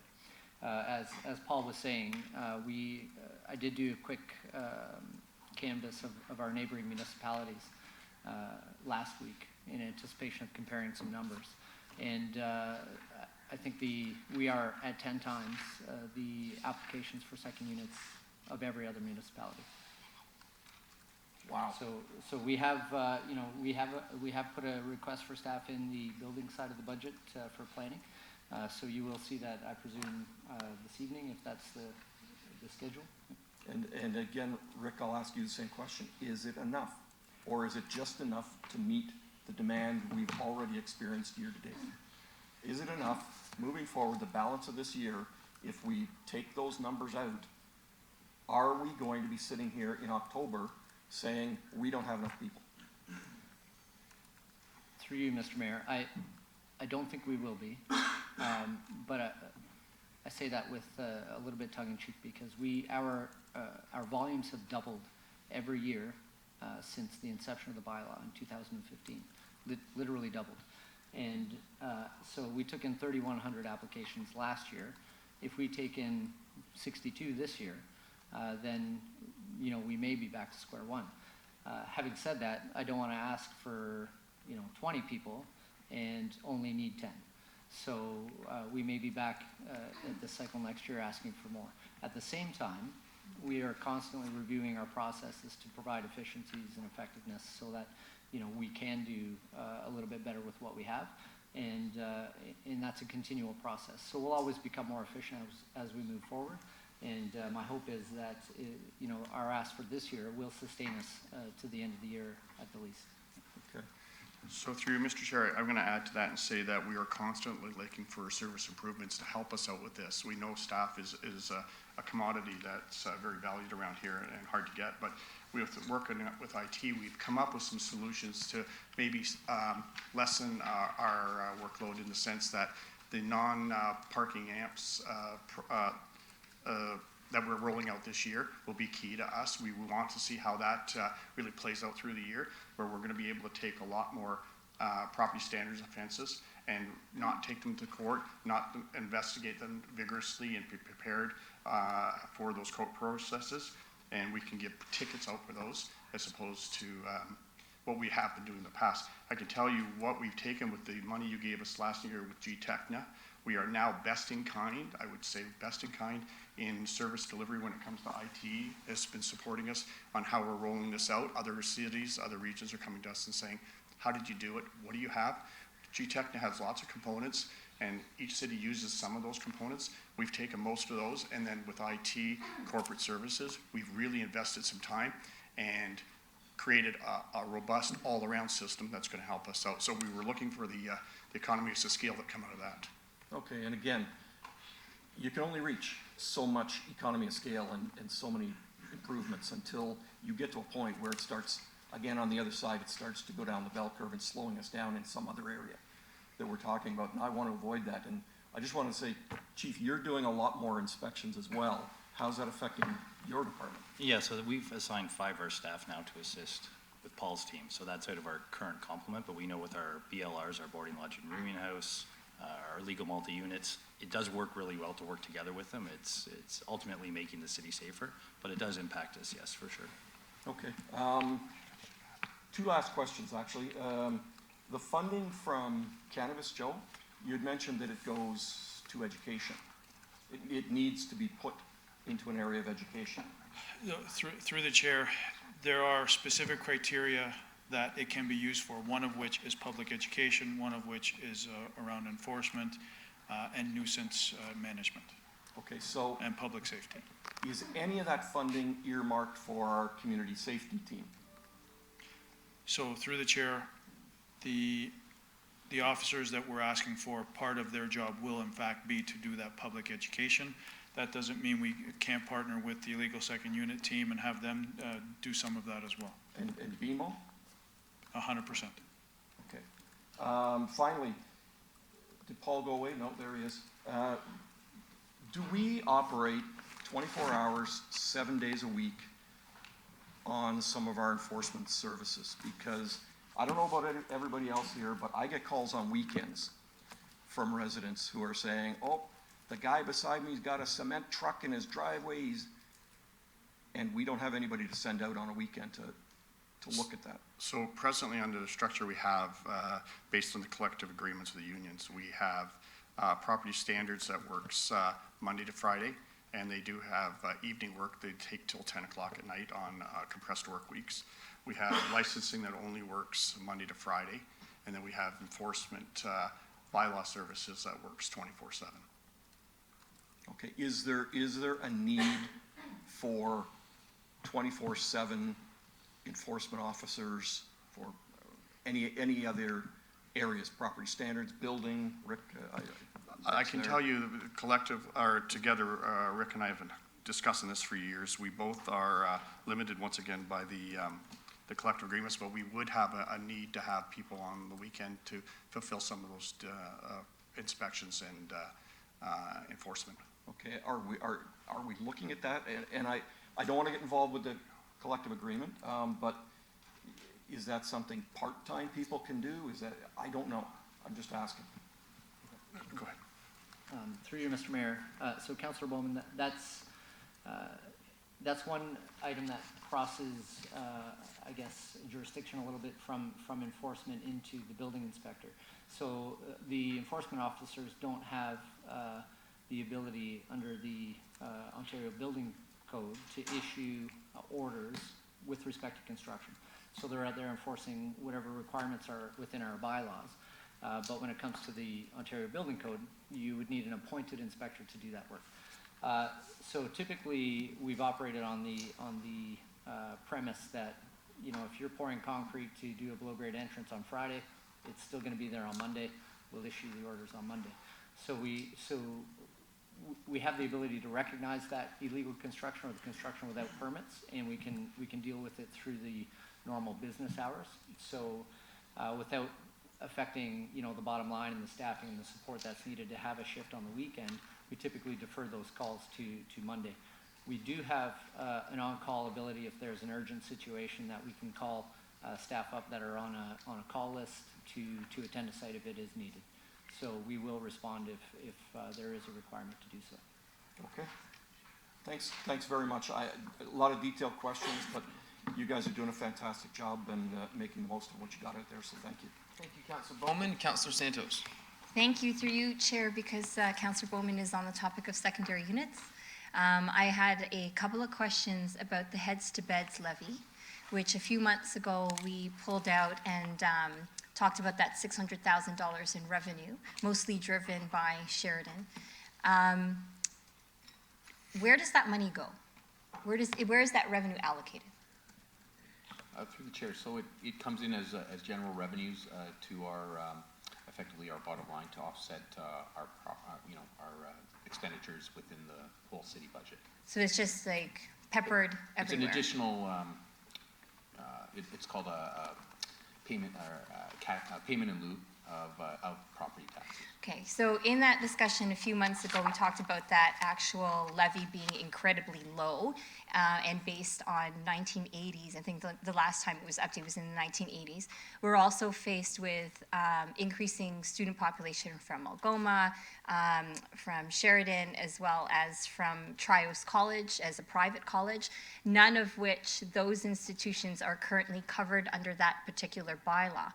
What I'm thinking as it relates to secondary units is whether or not in the future we could consider using that revenue directly to help with bylaw enforcement and topping up staffing levels for bylaw, because a lot of the issues that we see with illegal secondary units right now are based on students and international students, anecdotally, from what we see, anecdotally, I will say. But if we allocate that Heads to Beds levy specifically to increasing support for bylaw enforcement on secondary units, it almost creates a little bit of a disincentive or an incentive for these institutions to work with us to find a better solution. So I'm just putting that out there as a thought and an idea. If you have any comments, that would be great. Through the chair, so the only thing I would comment on is that right now we're using that additional revenue to offset property taxes, to keep them low. So by redirecting that to, say, add more staff to support that function, it would just increase the pressure on the property tax side of the equation. Sounds good. I think that if there's, and also we're just reminded at some point, I'm not saying today, but at some point, we need to send a letter to increase those fees and make sure that Trios College as well as Algoma are listed on that bylaw when it comes forward this year. Thanks. Yeah, just on the topic of secondary units as well. I want to thank actually Rick and Paul. I've noticed a big improvement in our secondary units enforcement and inspections, and it's the process is getting smoother. I look forward to your update in March as well to make the process even more smoother. And you know, we're seeing numbers, registrations are doubling, but there's also good news in that people are registering their secondary units, and our approach is working. So I hope to just have it streamlined a bit more, find more efficiencies, but keep up the good works and send that message down to all the inspectors and bylaws. Thank you. Thank you, Councillor Singh. Got a few questions myself, and thank you for the detailed presentation. The 5 bylaw officers you're hiring, those are for enforcement. Is that correct? To you, Mayor, that's correct. And would that be for things like basement apartments? Primarily to focus on the cannabis component. However, by doing so, that little bit of cannabis work that's spread across a number of other staff frees them up to do more focused work on the illegal second units as well as the lodging homes. Okay. Last year, we delayed the compression in terms of wages. The provincial government had raised the wage to $15, and then the new government canceled it. And so we were going to escalate wages to make up for the fact that some people would be having their wages go up. Has that been addressed in this year's budget? Through the chair, I believe it's correct, but I defer to our treasurer to clarify. Through the chair, it has been included, however, it's not from the, this current government's reversal of the legislation. This was from there was a move from up to $14 an hour, and then there was a move to $15 an hour. The $15 never went through. What this phase-in of this compression impact is really dealing with the $14 an hour from several years ago. And what's the cost of that? Just out of curiosity? So the impact in this budget is $1.2 million. 1.2 million. And it was a 3-year phase-in. That's the one we delayed last year. Correct. Okay. IT staff. How many IT staff do we have right now? Permanent full-time, to you, Mayor, around 150, 155, and then there's probably another 20 or so that are contract staff. 155 full-time and 20 contract. And we're adding one this year, additional one? It's converting a part-time to a full-time, yes. And the cost differential on the part-time to full-time? I believe it's 40 some odd thousand. Okay. And have we measured ourselves in terms of us on IT staff versus Mississauga or Vaughan? I know last year we were looking at some of those comparisons. I know some people have, we looked at IT cost, and it's been one of those tough pills to swallow because it's a big price tag. You're comfortable that we're consistent with adjacent municipalities? Through the chair, based on the service reviews, the initial one done by KPMG that was presented to council in May, as well as the work by Ernst & Young recently, they did that jurisdictional scan, and we are extremely comparable, if not leaner, than many other organizations. There are some that it's difficult to do some comparisons because in other cases they have IT staff dedicated to a specific unit. So at York Region, for instance, if you look at their IT budget, their York Regional Police has their own IT unit, so it's divested in a number of different areas and not centralized the way we are. So you have to go through and look, but based on the comparisons given, we are in line with other jurisdictions. Now, Councillor Plushy was going into the cost on software. Yes. And right now we're doing a pilot project. It was in our report last week for the parking garages, where it's $120,000 for the West Wing on terms of that pilot project. Is there any other software that you anticipate us using on pilot projects? I'd love to get council to get briefed on those before we execute them, especially if it means a loss of a city job. And then we can compare the value of that, the value of the software cost and the value of the benefit of having a local employee. And $120,000 for that one software project seems a little bit significant. And so are there other software purchases in that type of field, in that area, that you anticipate this year? So through the chair, or to the chair, there are a couple examples where we can definitely do that pilot or proof of concept to ensure that we are getting that value and address before we spend a significant amount of money on a full-fledged implementation. Ernst & Young had identified several other options around contracts management and the use of an RPA. We're going to do a proof of concept on that to ensure that before we go spend money or invest it to generate the millions of savings that it's identified, that in fact it's going to work and it's going to be seamless. Okay. And what is the total item we're spending on new software this year? New software is around $5 to $6 million. $5 to $6 million. And what departments are those in? Public Works, well, a number in Public Works. There's one for Capital Works. It's in Roads and Maintenance for M5 for Fleet. It is also, I have it here.